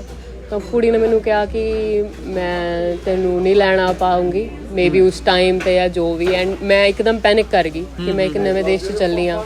ਮੈਨੂੰ ਕੁਝ ਵੀ ਪਤਾ ਨਹੀਂ ਐਂਡ ਆਈ ਸਟਾਰਟਡ ਕ੍ਰਾਈਂਗ ਤੇ ਹਾਂਗਕਾਂਗ 'ਚ ਮਤਲਬ ਉਹ 4 ਘੰਟੇ ਮੇਰੇ ਲਈ ਕਾਫੀ ਕ੍ਰੂਸ਼ੀਅਲ ਰਹੇ। ਫਿਰ ਮੈਂ ਆਪਣੇ ਮਮ ਨੂੰ ਫੋਨ ਕੀਤਾ ਕਿ ਮੰਮੀ ਵੀ ਮੈਨੂੰ ਜਿਹਨਾਂ ਨੇ ਲੈਣ ਆਉਣਾ ਸੀ ਉਹ ਮੈਨੂੰ ਕਹਿੰਦੇ ਉਹ ਲੈਣ ਨਹੀਂ ਆ ਸਕਦੇ। ਤੇ ਮੇਰਾ ਇੱਕ ਬੈਸਟ ਫਰੈਂਡ ਸੀਗਾ ਆਲਰੇਡੀ ਇੱਥੇ। Video is live. Our video is live. Oh, wow. On TikTok too? Everywhere. Cool. Nice. Star. ਤੇ ਉੱਥੇ ਮੈਂ ਆਪਣੀ ਮਮ ਨੂੰ ਫੋਨ ਕੀਤਾ ਕਿ ਮੰਮੀ ਉਹ ਤਾਂ ਮੈਨੂੰ ਲੈਣ ਨਹੀਂ ਆ ਰਹੀ ਐਂਡ ਆਈ ਸਟਾਰਟਡ ਕ੍ਰਾਈਂਗ। ਤੇ ਮੇਰੀ ਮੰਮੀ ਨੇ ਮੈਨੂੰ ਝਿੜਕਾਂ ਮਾਰੀਆਂ ਰਾਦਰ ਦੈਨ ਮੇਰੇ ਨਾਲ ਬਹਿ ਕੇ ਰੋਣ ਦੇ। ਵਾਹ। ਕਹਿੰਦੇ ਟੈਕਸੀ ਕਰਾਣੀ ਆਂਦੀ ਹੈ? ਮੈਂ ਕਿਹਾ ਹਾਂਜੀ। ਹੋਟਲ ਬੁੱਕ ਕਰਾਉਣਾ ਆਂਦਾ ਹੈ? ਮੈਂ ਕਿਹਾ ਹਾਂਜੀ। ਫਿਰ ਕੈਨੇਡਾ ਪਹੁੰਚੋ, ਟੈਕਸੀ ਬੁੱਕ ਕਰਾਓ, ਹੋਟਲ ਤੇ ਜਾਓ, ਅਸੀਂ ਦੇਖਾਂਗੇ ਪਿੱਛੋਂ ਕੀ ਕਰਨਾ। ਵੀ ਜਦ ਤੂੰ ਕੈਨੇਡਾ ਲੈਂਡ ਹੋਏਗੀ ਉਦੋਂ ਤੱਕ ਅਸੀਂ ਫਿਗਰ ਆਊਟ ਕਰ ਲਾਂਗੇ ਕਿ what's the solution to this problem. ਸਹੀ ਹੋ ਗਿਆ, ਸਹੀ ਹੋ ਗਿਆ। ਮੈਂ ਕਿਹਾ ਜੀ ਪਰਫੈਕਟ। 4 ਘੰਟੇ ਆਪਾਂ ਰੋ ਕੇ ਸਟ੍ਰੈਸ ਲੈ ਕੇ ਚੰਗੀ ਖਾਸੀ ਨੀਂਦ ਆਈ ਆਪਾਂ ਨੂੰ ਤੇ ਆਪਾਂ ਕੈਨੇਡਾ ਪਹੁੰਚ ਗਏ। ਕੈਨੇਡਾ ਆ ਕੇ ਜਿਹੜੀ ਮੈਂ ਸਭ ਤੋਂ ਵੱਡੀ ਗਲਤੀ ਕੀਤੀ ਤੇ I don't want nobody else should do it. ਮੈਨੂੰ ਪਤਾ ਹੀ ਨਹੀਂ ਸੀ ਮੇਰੇ ਡਾਕੂਮੈਂਟਸ ਕਿੱਥੇ ਪਏ ਆ। ਇੱਕ ਤਾਂ ਮੈਂ ਰੋ ਕੇ ਥੱਕ ਬਹੁਤ ਚੁੱਕੀ ਸੀ ਕਿ ਮੇਰੇ 'ਚ ਲੱਭਣ ਦੀ ਕੈਪੈਸਿਟੀ ਨਹੀਂ ਸੀ। ਉਹ ਮੈਨੂੰ ਜਾਣਦੇ ਕਹਿੰਦੇ ਕਾਲਜ ਦੀ ਆਫਰ ਲੈਟਰ ਦਿਓ। ਮੈਂ ਕਿਹਾ ਹੈ ਨਹੀਂ। ਕਹਿੰਦੇ ਕੋਈ ਹੋਰ ਕਾਗਜ਼ ਪੱਤਰ ਦਿਖਾਓ, ਕੋਈ ਫੀਸ ਭਰੀ ਹੈ, ਕੁਛ ਕਰੀ ਹੈ। ਮੈਂ ਹੈ ਨਹੀਂ। ਫਿਰ ਕਹਿੰਦੇ ਇੱਥੇ ਕੀ ਕਰਨ ਆਏ ਹੋ? ਮੈਂ ਕਿਹਾ ਹੈਗਾ ਸਾਰਾ ਕੁਝ ਮੈਨੂੰ ਪਤਾ ਬੈਗ 'ਚ ਹੈ ਪਰ ਮੇਰੇ 'ਚ ਹਿੰਮਤ ਹੈ ਨਹੀਂ। ਆਈ ਵਾਸ ਸੋ ਟਾਇਰਡ। ਮੈਂ ਕਿਹਾ ਮੈਨੂੰ ਵਾਈਫਾਈ ਕਨੈਕਟ ਕਰ ਦਿਓ, ਮੇਰਾ ਵਾਈਫਾਈ ਨਹੀਂ ਕਨੈਕਟ ਹੋ ਰਿਹਾ। ਸਾਰਾ ਕੁਝ ਜੀਮੇਲ 'ਚ ਪਿਆ। ਮੈਂ ਉਹਨਾਂ ਨੂੰ ਸਾਰਾ ਕੁਝ ਜੀਮੇਲ 'ਚ ਦਿਖਾਇਆ ਐਂਡ ਮੇਰੀ ਇਮੀਗ੍ਰੇਸ਼ਨ ਕਲੀਅਰ ਹੋ ਗਈ। ਸੋ ਆਪਣੇ ਆ ਬੇਸਿਕ ਡਾਕੂਮੈਂਟਸ ਹੈ, ਕਿਹੜੇ ਕਾਲਜ ਜਾ ਰਹੇ ਹੋ, ਹੋਰ ਕੀ ਚਾਹੀਦਾ ਹੁੰਦਾ, ਕਾਲਜ ਜਾ ਰਹੇ ਹੋ, ਫੀਸ ਚਾਹੀਦੀ ਹੈ, ਪੁਰਾਣੇ ਕਾਲਜ ਦੀਆਂ ਡਿਗਰੀਜ਼ ਚਾਹੀਦੀਆਂ, ਆਪਣੇ ਕੋਲ ਆਈਡੀ ਪ੍ਰੂਫ ਦੀਆਂ ਕਾਪੀਜ਼, ਐਵਰੀਥਿੰਗ ਓਰੀਜਨਲ ਆਪਣੇ ਕੋਲ ਰੱਖੋ ਇਨ ਯੋਰ ਹੈਂਡ ਬੈਗ ਕਿ ਤੁਹਾਨੂੰ ਜਦੋਂ ਇਮੀਗ੍ਰੇਸ਼ਨ ਆਫਿਸ, ਕਿਉਂਕਿ ਮੈਂ ਪਹਿਲੀ ਵਾਰ ਇਮੀਗ੍ਰੇਸ਼ਨ ਤੇ ਜਾ ਰਹੀ ਸੀ ਰਾਈਟ, ਤੇ ਇਮੀਗ੍ਰੇਸ਼ਨ ਆਫਿਸਰ ਪੁੱਛੇ then you are ready to present it so that you don't look dumb and stupid because ਉਹਨਾਂ ਦਾ ਵੀ ਫਿਰ ਘਟੀਆ ਇੰਪ੍ਰੈਸ਼ਨ ਪੈਂਦਾ। And why Canada is a beautiful country with beautiful people, so ਆਪਣੀ beautifulness ਨੂੰ maintain ਕਰੋ। ਫਿਰ ਜਦੋਂ ਮੈਂ ਆਈ ਉਦੋਂ ਵਾਈਫਾਈ ਨਾਲ ਕਨੈਕਟ ਹੋ ਗਿਆ ਸੀ ਤਾਂ ਮਮ ਨੂੰ ਪੁੱਛਿਆ ਕਿ ਮਮ ਵਾਟ ਹੈਪਨਡ। ਮਮ ਕਹਿੰਦੇ I'll arrange somebody to pick you up. ਮੈਨੂੰ 2 ਜਣੇ ਲੈਣ ਆਏ, ਮੇਰੇ ਮਾਮੇ ਦੀ ਕੁੜੀ ਤੇ ਮੇਰੇ ਮਾਸਟਰ ਜੀ ਦੇ cousin. So I had to decide ਕਿ ਮੈਂ ਕਿਹਦੇ ਨਾਲ ਜਾਵਾਂ। ਫਿਰ ਮੈਂ ਆਪਣੀ ਮਾਮੀ ਦੀ ਕੁੜੀ ਨੂੰ ਕਿਹਾ ਕਿ ਤੂੰ ਵੀ ਅੰਕਲ ਦੇ ਘਰ ਹੀ ਮੇਰੇ ਨਾਲ ਚੱਲ। ਮੈਂ ਅੰਕਲ ਨੂੰ ਪੁੱਛ ਲਿਆ ਕਿ ਇਫ ਹੀ ਡਜ਼ਨਟ ਮਾਈਂਡ। ਬਸ ਫਿਰ ਅਸੀਂ 에ਅਰਪੋਰਟ ਤੋਂ ਉੱਥੋਂ ਗਏ। ਇਵੈਂਚੁਅਲੀ ਅਗਲੇ ਦਿਨ ਹੀ ਉਹਨਾਂ ਨੇ ਮੈਨੂੰ ਪੂਰੀਆਂ ਵੇਲੇ ਜਿਹੜਾ ਕ੍ਰੈਡਿਟ ਕਾਰਡ ਦੀ ਇਨਫੋਰਮੇਸ਼ਨ ਦਿੱਤੀ। 2 ਦਿਨ ਮੈਂ ਉਹਨਾਂ ਦੇ ਘਰ ਰੁਕੀ, ਤੀਜੇ ਦਿਨ ਮੈਂ ਪੀਕੇ ਪਿਕਚਰ ਦੇਖਣ ਗਈ and then I started my own life. Okay. ਤੇ ਤੁਹਾਨੂੰ ਕੀ ਲੱਗਦਾ ਹੈਗਾ, ਕਿਉਂਕਿ ਤੁਸੀਂ ਦੋਨੋਂ ਲਾਈਫ ਜੀ ਚੁੱਕੇ ਹੋ, ਮਤਲਬ ਰਿਲੇਟਿਵਸ ਨਾਲ ਵੀ ਰਹਿ ਕੇ ਦੇਖ ਲਿਆ ਤੁਸੀਂ 2 ਦਿਨ 3 ਦਿਨ 10 ਦਿਨ ਜਿੰਨੇ ਦਿਨ ਵੀ, ਤੇ ਉਹ ਓਬਵੀਅਸਲੀ ਉਸ ਤੋਂ ਬਾਅਦ ਤੁਸੀਂ ਫਰੈਂਡਸ ਦੇ ਨਾਲ ਹੀ ਰਹੇ ਹੋ, ਰੂਮਮੇਟ, ਸਟ੍ਰੇਂਜਰਸ, ਕੁਝ ਵੀ ਕਹਿ ਸਕਦੇ ਆਪਾਂ ਉਹਨਾਂ ਨੂੰ। ਤੇ ਤੁਹਾਨੂੰ ਕੀ ਲੱਗਦਾ ਕਿ ਰਿਲੇਟਿਵਸ ਨਾਲ ਰਹਿਣਾ ਆਪਾਂ ਨੂੰ ਜ਼ਿਆਦਾ ਸਹੀ ਹੈਗਾ ਹੈ ਕਿ ਕਿਸੇ ਸਟ੍ਰੇਂਜਰ ਨਾਲ ਰਹਿ ਕੇ ਵੀ ਆਪਾਂ ਨਿਕਲ ਸਕਦੇ ਹਾਂ? ਕੋਇਨ ਦੇ ਦੋਨੋਂ ਸਿੱਕੇ ਆ। ਆਈ ਵੁੱਡ ਸੁਜੈਸਟ ਕਿ ਤੁਸੀਂ ਫਰੈਂਡਸ ਨਾਲ ਰਹੋ ਕਿਉਂਕਿ ਹਰ ਬੰਦਾ ਇੱਕ ਡਿਫਰੈਂਟ ਹੈ ਤੇ ਉਹ ਤੁਹਾਨੂੰ ਹਰ ਇੱਕ ਡਿਫਰੈਂਟ ਲੈਸਨ ਸਿਖਾ ਕੇ ਜਾਏਗਾ। ਸਹੀ। ਤੇ ਜ਼ਿੰਦਗੀ ਚੱਲਦੀ ਹੈ ਔਨ ਵਾਟ ਯੂ ਲਰਨ। ਸਹੀ। Because this is how you grow. Relatives might treat you as your parents, might not say too much to you, or ਰਿਸ਼ਤੇ ਵੀ ਵਿਗੜਨ ਦੇ ਚਾਂਸਸ ਹੁੰਦੇ ਹਨ। ਰਿਲੇਟਿਵਸ ਨਾਲ ਰਹਿਣ ਦਾ ਸਭ ਤੋਂ ਵਧੀਆ ਫਾਇਦਾ ਇਹ ਹੁੰਦਾ ਹੈ ਖਾਣਾ ਪੀਣਾ right now on the spot. ਠੀਕ ਹੈ, ਤੁਹਾਨੂੰ ਕੈਨੇਡੀਅਨ ਸਿਸਟਮ ਸਮਝਣਾ ਸੌਖਾ ਹੁੰਦਾ ਹੈ। ਸੋ ਪ੍ਰੋਜ਼ ਐਂਡ ਕੌਨਸ ਹੈਗੇ। I would say if you have a chance enjoy both. ਜਦੋਂ ਤੁਸੀਂ ਆਏ ਹੋ ਤੁਸੀਂ ਰੈਂਟ ਕਿੰਨਾ ਦੇਣਾ ਸ਼ੁਰੂ ਕੀਤਾ ਉਸ ਟਾਈਮ? ਉਹ $250 ਸ਼ੇਅਰਿੰਗ। $250 ਦੇ ਵਿੱਚ ਸ਼ੇਅਰਿੰਗ ਉਸ ਟਾਈਮ ਦੇ 2014 ਦੀ ਗੱਲ ਹੈ ਜੀ। ਹੁਣ ਕਿੰਨਾ ਦੇ ਰਹੇ ਹੋ? ਹੁਣ ਤੁਸੀਂ ਰੈਂਟ ਦੇ ਰਹੇ ਹੋ, ਆਪਣਾ ਘਰ ਖਰੀਦ ਲਿਆ, ਕੀ ਚੱਲ ਕੀ ਰਿਹਾ? ਆਪਣਾ ਘਰ ਖਰੀਦ ਲਿਆ। ਚਲੋ ਬਹੁਤ ਵਧੀਆ, ਪਹਿਲਾਂ ਤਾਂ ਮੁਬਾਰਕਾਂ ਹੋ ਜਾਣ ਉਹਦੇ ਤੇ। ਥੈਂਕ ਯੂ ਜੀ। ਤੇ ਕਿੱਦਾਂ ਮਤਲਬ ਕਿੰਨਾ ਦੇ ਰਹੇ ਹੋ? ਕੀ ਮੌਰਗੇਜ ਮੌਰਗੇਜ ਚੱਲਦੀ ਹੋਊਗੀ ਨਾ ਘਰ ਦੀ? ਤਾਂ ਬਿਲਕੁਲ ਚੱਲ ਰਹੀ ਹੈ ਜੀ। ਹਜੇ ਸਿਰਫ ਇਨਫਲੇਸ਼ਨ ਕਰਕੇ ਸਿਰਫ ਇੰਟਰਸਟ ਰੇਟ ਦੇ ਰਹੇ ਹਾਂ, ਪ੍ਰਿੰਸੀਪਲ 'ਚ ਕੋਈ ਅਮਾਊਂਟ ਨਹੀਂ ਜਾ ਰਹੀ। ਜੋ ਵੀ ਤੁਸੀਂ ਦੇ ਰਹੇ ਹੋ ਸਾਰਾ ਕੁਝ ਸਿਰਫ ਤੇ ਸਿਰਫ ਇੰਟਰਸਟ 'ਚ ਆ ਰਿਹਾ ਹੋ? ਬਿਲਕੁਲ ਜੀ। ਪ੍ਰਿੰਸੀਪਲ 'ਚ ਕੁਝ ਵੀ ਨਹੀਂ ਜਾ ਰਿਹਾ? ਨਹੀਂ ਜੀ। ਲੈਟਸ ਸੇ ਕਿ ਇਹਦਾ ਮਤਲਬ ਇਹ ਹੈ ਕਿ ਲੈਟਸ ਸੇ ਕਿ ਤੁਸੀਂ ਜੇ ਤੁਹਾਡੀ ਮੌਰਗੇਜ 3000 ਹੈ ਤੇ ਪ੍ਰਿੰਸੀਪਲ ਅਮਾਉਂਟ 'ਚ ਨਹੀਂ ਹੋ ਕੁਝ ਵੀ ਜਾ ਰਿਹਾ? ਨਹੀਂ ਜੀ, 3000 ਸਿਰਫ ਇੰਟਰਸਟ। ਇੱਕ ਤਰੀਕੇ ਦਾ ਮਤਲਬ ਰੈਂਟਲ ਹੀ ਹੈ ਜੇ ਦੇਖਿਆ ਜਾਵੇ। ਰੈਂਟਲ ਹੀ ਹੈ। ਜਿੱਦਾਂ ਅਸੀਂ ਰੈਂਟ ਦਿੰਦੇ ਆ ਕਿ ਸਾਡਾ ਰੈਂਟ ਤਾਂ ਖੂਹ 'ਚ ਜਾ ਰਿਹਾ ਇੱਕ ਤਰੀਕੇ ਨਾਲ, ਮਤਲਬ ਕਿਤੇ ਜਾ ਨਹੀਂ ਰਿਹਾ ਉਹ। ਹਾਂਜੀ, ਅੱਜ ਦੀ ਡੇਟ 'ਚ ਇਹ ਸਿਚੁਏਸ਼ਨ ਪਹਿਲਾਂ ਨਹੀਂ ਸੀਗੀ ਜਦੋਂ ਘਰ ਲਿੱਤਾ ਸੀਗਾ। ਜਾਂ ਜਿਹੜੀ ਤੁਸੀਂ ਲਿੱਤਾ ਕਦੋਂ ਘਰ? ਅਸੀਂ ਘਰ ਲਿੱਤਾ ਸੀ 2019 'ਚ। ਪੈਂਡੇਮਿਕ ਸ਼ੁਰੂ ਹੋ ਗਿਆ ਸੀ, ਨਹੀਂ ਹੋਇਆ ਸੀ? ਨਹੀਂ ਹੋਇਆ। ਹੋਇਆ ਨਹੀਂ ਸੀਗਾ, ਮਤਲਬ ਟੈਕਨੀਕਲੀ ਹੋ ਗਿਆ ਸੀ ਬਟ ਕੈਨੇਡਾ ਤੱਕ ਨਹੀਂ ਸੀ ਪਹੁੰਚਿਆ। ਪ੍ਰੀ ਕੋਵਿਡ ਸੀ। ਓਕੇ, ਉਦੋਂ ਤੁਸੀਂ ਘਰ ਲਿੱਤਾ, ਕਿੰਨੇ ਦਾ ਘਰ ਲਿੱਤਾ? 6,80,000। 6.8। ਤੇ ਤੁਸੀਂ ਡਾਊਨ ਪੇਮੈਂਟ ਕੀ ਕੀਤੀ? ਡਾਊਨ ਪੇਮੈਂਟ ਕੀਤੀ ਮੈਂ 10%। 10%, ਅਪਰੋਕਸੀਮੇਟਲੀ 68,000 ਤਾਂ ਸਿਰਫ ਡਾਊਨ ਪੇਮੈਂਟ ਹੀ ਹੋ ਗਈ ਜੀ। ਉਸ ਤੋਂ ਬਾਅਦ ਜੋ XYZ ਖਰਚੇ ਉਹ ਲੱਗ closing cost, land transfer tax, somewhere around 100,000 ਤੇ ਗੱਲ ਚਲੇਗੀ ਸਟਾਰਟਿੰਗ 'ਚ ਹੀ। ਬਿਲਕੁਲ ਜੀ। ਠੀਕ ਹੈ ਜੀ। ਇਸ ਤੋਂ ਬਾਅਦ ਅੱਛਾ, ਜਿਹੜੀ ਤੁਸੀਂ ਡਾਊਨ ਪੇਮੈਂਟ ਕੀਤੀ, ਇਹ ਤੁਸੀਂ ਇੰਡੀਆ ਤੋਂ ਮੰਗਾ ਕੇ ਕੀਤੀ ਕਿ ਇੱਥੇ ਹੀ ਮਤਲਬ ਹੋ ਗਿਆ ਇਹ ਚੀਜ਼? ਮੈਂ ਜੀ $1,00,000 ਮੰਗਾਇਆ ਸੀ ਇੰਡੀਆ ਤੋਂ। $1 ਲੱਖ ਦਾ। ਓਕੇ। ਤੇ 10,000 ਮੇਰੇ ਕੋਲ ਆਪਣਾ ਸੀਗਾ। ਸਿਰਫ $10,000 ਤੁਹਾਡੇ ਕੋਲ ਆਪਣਾ ਸੀਗਾ ਤੇ $1,00,000 ਤੁਸੀਂ ਇੰਡੀਆ ਤੋਂ ਮੰਗਾ ਲਿਆ। ਬਿਲਕੁਲ ਜੀ। ਅੱਛਾ, ਇੱਕ ਮੈਨੂੰ ਹੋਰ ਚੀਜ਼ ਦੱਸੋ ਇਹੀ ਪੁਆਇੰਟ ਦੇ ਉੱਤੇ, ਜਦ ਕਿ ਇਹ ਕੋਈ ਰੈਲੀਵੈਂਟ ਕੁਐਸਚਨ ਨਹੀਂ ਹੈਗਾ ਜੋ ਆਪਾਂ ਇੰਡੀਆ ਦੇ ਬਾਰੇ ਅੱਜ ਡਿਸਕਸ ਕਰ ਰਹੇ ਹਾਂ, ਪਰ ਕਿਉਂਕਿ ਰੈਂਟ ਦੀ ਗੱਲ ਚੱਲ ਪਈ ਹੈਗੀ ਹੈ, ਇਹ ਵੀ ਬਹੁਤ ਜ਼ਰੂਰੀ ਹੈ। ਕੀ ਹੁੰਦਾ ਆ ਕਿ ਲੈਟਸ ਸੇ ਕਿ ਮੈਨੂੰ ਪਤਾ ਕਿ ਮੇਰੇ ਕੋਲ ਇੰਡੀਆ ਦੇ ਵਿੱਚ 2 ਕਿੱਲੇ ਜ਼ਮੀਨ ਹੈ, 4 ਕਿੱਲੇ ਜ਼ਮੀਨ ਹੈ, 5 ਕਿੱਲੇ ਜ਼ਮੀਨ ਹੈ। ਮੈਂ ਇੱਥੇ ਆ ਗਿਆ, ਮੈਂ 2 ਸਾਲ ਕੱਢੇ, ਸਟੂਡੈਂਟ ਲਾਈਫ ਕੱਢੀ, ਸਟਰਗਲ ਦੇਖਿਆ, ਜਦ ਕਿ ਮੈਂ ਇੰਡੀਆ ਦੇ ਵਿੱਚ ਰਾਜੇ ਵਾਂਗੂ ਜ਼ਿੰਦਗੀ ਜੀ ਕੇ ਆਇਆ। ਹੁਣ ਉਹ ਸਟਰਗਲ ਮੇਰੇ ਤੋਂ ਨਹੀਂ ਦੇਖਿਆ ਜਾ ਰਿਹਾ। ਮੈਨੂੰ ਇਹ ਵੀ ਪਤਾ ਕਿ ਪਿੱਛੇ ਤਾਂ ਵੈਸੇ ਹੀ ਬਹੁਤ ਜ਼ਿਆਦਾ। ਹੁਣ ਕੀ ਮੈਨੂੰ ਪਿਛਲੀ ਜ਼ਮੀਨ ਵੇਚ ਕੇ ਇੱਥੇ ਇਨਵੈਸਟ ਕਰਨਾ ਚਾਹੀਦਾ? ਕੀ ਮੈਨੂੰ ਲੈਟਸ ਸੇ ਕਿ ਤੁਸੀਂ ਘਰ ਲੈਣਾ, ਤੁਸੀਂ ਕਹਿੰਦੇ ਹੋ ਕਿ $1,00,000 ਦਾ ਘਰ ਤੁਹਾਨੂੰ ਉਸ ਟਾਈਮ ਤੇ ਮਿਲਿਆ, ਹੁਣ $1.5 ਦਾ ਹੋ ਗਿਆ ਹੋਊਗਾ, 2 ਦਾ ਹੋ ਗਿਆ ਹੋਊਗਾ। $2,00,000 ਦਾ ਵੀ ਜੇ ਤੁਸੀਂ ਡਾਊਨ ਪੇਮੈਂਟ ਦਿੰਦੇ ਹੋ ਤੇ 2 ਲੱਖ 1 ਕਰੋੜ ਬਣ ਗਿਆ ਸਮਵੇਅਰ ਅਰਾਊਂਡ। ਹੁਣ ਤੁਹਾਨੂੰ ਕੀ ਲੱਗਦਾ ਕਿ 1 ਕਰੋੜ ਸਾਨੂੰ ਇੰਡੀਆ ਤੋਂ ਪੱਟ ਕੇ ਇੱਥੇ ਲਿਆਉਣਾ ਚਾਹੀਦਾ ਹੈ, ਇੱਥੋਂ ਪੱਟ ਕੇ ਇੰਡੀਆ ਲੈ ਜਾਣਾ ਚਾਹੀਦਾ? ਚੱਲਣਾ ਕੀ ਚਾਹੀਦਾ? ਜਿੱਦਾਂ ਤੁਸੀਂ 1 ਲੱਖ ਮੰਗਾ ਲਿਆ, ਦੇਖੋ ਜੀ, ਤੁਸੀਂ ਉਹ ਸਹੀ ਕੀਤਾ 1 ਲੱਖ ਮੰਗਾ ਕੇ? ਤੁਹਾਨੂੰ ਕੀ ਲੱਗਦਾ? ਮੈਂ ਸਹੀ ਕੀਤਾ, ਬਿਲਕੁਲ ਮੈਨੂੰ ਆਈ ਲੱਗਦਾ ਕਿ ਮੈਂ ਸਹੀ ਕੀਤਾ। ਨਾਟ ਐਵਰੀਬਡੀ ਹੈਜ਼ ਦੈਟ $1,00,000 ਇੰਡੀਆ, ਹੈ ਨਾ। ਮੈਂ ਇਹ ਕਹੂੰਗੀ ਕਿ ਤੰਗੀ 'ਚ ਪੈਸੇ ਨਾ ਮੰਗਾਓ। ਓਕੇ। ਕਿ ਪਿੱਛੇ ਘਰ ਦੇ ਵੀ ਤੰਗ ਹੋਣ, ਕਿਉਂਕਿ ਉਹਨਾਂ ਨੇ ਆਪਣਾ ਬੁਢਾਪਾ ਆਪਣੇ ਸਿਰ ਤੇ ਆਪੇ ਕੱਢਣਾ ਹੈ। ਔਰ ਇਹ ਜਿਹੜੀ $1,00,000 ਦੀ ਸੇਵਿੰਗ ਸੀਗੀ, ਇਹ ਮੇਰੀ ਸੇਵਿੰਗ ਨਹੀਂ ਸੀਗੀ, ਇਹ ਮੇਰੇ ਘਰਦਿਆਂ ਦੀ ਲਾਈਫ ਲੌਂਗ ਸੇਵਿੰਗ ਸੀ। ਸੋ ਜਦੋਂ 1 ਲੱਖ ਮੈਂ ਇਨਵੈਸਟ ਕਰਨਾ ਵੀ ਹੈ ਨਾ, ਤਾਂ ਮੇਰੇ ਹੱਥ ਪੈਰ ਕੰਬਣੇ ਆ ਕਿ ਮੈਂ ਉਹਨਾਂ ਦੀ ਸਾਰੀ ਉਮਰ ਦੀ ਪੂੰਜੀ ਖਤਮ ਤਾਂ ਨਹੀਂ ਕਰ ਦਾਂਗੀ। So it is, I would say, totally a personal decision ਕਿ ਤੁਹਾਨੂੰ ਕੀ ਲੱਗਦਾ ਕਿ ਇੰਡੀਆ ਦਾ ਫਿਊਚਰ ਕਿੰਨਾ ਕੁ ਬ੍ਰਾਈਟ ਹੈਗਾ, ਕਿ ਤੁਸੀਂ ਇੰਡੀਆ ਜਾ ਕੇ ਜ਼ਿਆਦਾ ਸਕਸੈਸਫੁਲ ਹੋਵੋਗੇ ਕਿ ਨਹੀਂ, ਕਿ ਤੁਸੀਂ ਇੱਥੇ ਜ਼ਿਆਦਾ ਵਧੀਆ ਰਹੋਗੇ। Me being living in Canada, I'm not happy obviously. ਜਦੋਂ ਤੁਸੀਂ ਕਿਹਾ ਆਰਾਮ ਸਾਰੇ ਇੰਡੀਆ ਹੀ ਹੈ, ਤੇ ਇਹੀ $1,00,000 ਮੈਂ ਇੰਡੀਆ ਘਰਦਿਆਂ ਦਾ ਲਵਾਇਆ ਹੁੰਦਾ ਕਿਸੇ ਬਿਜ਼ਨਸ। ਮੇਰੇ ਪਾਪਾ ਦਾ ਆਪਟੀਕਲਸ ਬਿਜ਼ਨਸ ਹੈ, ਓ ਵੈਰੀ ਗੁੱਡ। ਇੱਕ ਸ਼ੋਰੂਮ ਨਾਲ ਖੋਲ੍ਹਿਆ ਹੁੰਦਾ, ਨਾਲ ਬੈਠੀ ਹੁੰਦੀ ਪਿਓ ਦੇ, ਤੇ ਪਤਾ ਨਹੀਂ ਕਿੱਥੋਂ ਕਿੱਥੇ ਹੋ ਜਾਣਾ ਸੀ। ਕੀ ਪਤਾ 4 ਸਟੋਰ ਖੋਲ ਲੈਂਦੇ, ਕੀ ਪਤਾ it would have gone other way around. So I can predict nothing. ਮੇਰੇ ਲਈ ਇਹ $1,00,000 ਇੱਥੇ ਮੰਗਾਇਆ ਵੀ ਸਹੀ ਰਿਹਾ, ਪਰ ਬਹੁਤਿਆਂ ਲਈ ਉੱਥੇ ਵੀ ਸਹੀ ਰਹੂਗਾ। ਬਟ ਹਾਂ, ਕਰਜ਼ਾ ਲੈ ਕੇ ਨਾ ਮੰਗਾਓ। $1,10,000 ਤੁਸੀਂ ਭਰ ਚੁੱਕੇ ਸੀਗੇ ਘਰ ਲੈਣ ਤੋਂ ਪਹਿਲਾਂ ਹੀ? ਜੀ, ਜਿਹਦੇ ਵਿੱਚ ਸਾਰਾ ਕੁਝ ਇਨਕਲੂਡਡ ਸੀ। ਮੈਂ ਫਰਨੀਚਰ ਵੀ ਲਿੱਤਾ। ਅੱਛਾ, ਫਰਨੀਚਰ ਵਗੈਰਾ ਵੀ ਸਾਰਾ ਕੁਝ? ਹਾਂਜੀ, ਫਰਨੀਚਰ ਲਿੱਤਾ, ਅਪਲਾਈਐਂਸਿਸ ਲਿੱਤੇ, ਕਲੋਜ਼ਿੰਗ ਕਾਸਟ ਹੋਈ, land transfer tax, property tax, lawyer the fees, and then bye ਕਰਨ ਲੱਗੇ ਰੀਅਲ ਏਸਟੇਟ ਦੀ ਕੋਈ ਫੀਸ ਨਹੀਂ ਹੁੰਦੀ, 0 ਫੀਸ। ਓਕੇ। ਅੱਛਾ, $1,00,000 ਤੁਸੀਂ ਲਾਤਾ, ਉਸ ਤੋਂ ਬਾਅਦ ਤੁਹਾਡੀ ਮੰਥਲੀ ਕਿਸ਼ਤ ਕੀ ਚਲੇਗੀ 1 ਲੱਖ ਲਾਉਣ ਤੋਂ ਬਾਅਦ ਵੀ? $1,10,000 ਪਹਿਲਾਂ ਤਾਂ ਇਹ ਦੱਸਦੀ ਹੈ ਕਿ 70-75 ਲੱਖ ਰੁਪਇਆ ਤੁਸੀਂ ਦੇਤਾ ਸਟਾਰਟਿੰਗ 'ਚ। ਉਸ ਤੋਂ ਬਾਅਦ ਇਹ ਕਿੰਨੇ ਸਾਲਾਂ ਲਈ ਤੁਹਾਡੀ ਮੌਰਗੇਜ ਹੋਈ ਤੇ ਮੰਥਲੀ ਕੀ ਸ਼ੁਰੂ ਹੋ ਗਿਆ ਕੰਮ? ਮੌਰਗੇਜ ਸੀਗੀ ਜੀ ਸਾਡੀ 25 ਸਾਲਾਂ ਦੀ, ਤੇ ਕਿਸ਼ਤ ਸੀਗੀ ਅਰਾਊਂਡ $27,100 ਪਰ ਮੰਥ। ਇਹਦੇ ਵਿੱਚ ਇਹ ਸੀਗੀ ਜਦੋਂ ਤੁਸੀਂ ਘਰ ਲਿੱਤਾ। ਉਸ ਤੋਂ ਬਾਅਦ ਜਿੱਦਾਂ ਆਪਾਂ ਦੇਖ ਰਹੇ ਹਾਂ ਕਿ ਕੈਨੇਡਾ ਦੇ ਵਿੱਚ ਇੰਟਰਸਟ ਰੇਟ ਵਧੀ ਜਾ ਰਹੇ ਆ ਤੇ ਵਧੀ ਹੀ ਜਾ ਰਹੇ ਨੇ, ਤੇ ਤੁਹਾਡੀ ਵੀ ਇਹ ਅਮਾਉਂਟ ਦੇ ਉੱਤੇ ਕੋਈ ਹਿੱਟ ਹੋਇਆ ਨਹੀਂ ਹੋਇਆ? ਜੀ, $1,700 ਵੱਧ ਚੁੱਕਿਆ ਹਜੇ ਤੱਕ ਜੀ। 2-3 ਸਾਲਾਂ 'ਚ $1,700? ਜਦੋਂ ਮੈਂ 2700 ਦੇ ਰਹੀ ਸੀ, ਉਦੋਂ ਮੇਰੇ ਪ੍ਰਿੰਸੀਪਲ ਅਮਾਉਂਟ 'ਚ $1,400 ਪਰ ਮੰਥ ਜਾ ਰਿਹਾ ਸੀ। ਓਕੇ। ਹੁਣ ਮੈਂ 1700 ਵੱਧ ਦੇ ਕੇ ਵੀ $0 ਦੇ ਰਹੀ ਹਾਂ ਪ੍ਰਿੰਸੀਪਲ ਅਮਾਉਂਟ 'ਚ। ਓਕੇ। $4,400 ਤੁਸੀਂ ਦੇ ਰਹੇ ਹੋ ਮਤਲਬ? ਯੈਸ, $4,400 ਤੁਸੀਂ ਸਿਰਫ ਤੇ ਸਿਰਫ ਇੰਟਰਸਟ ਹੀ ਦੇ ਰਹੇ ਹੋ ਜੀ।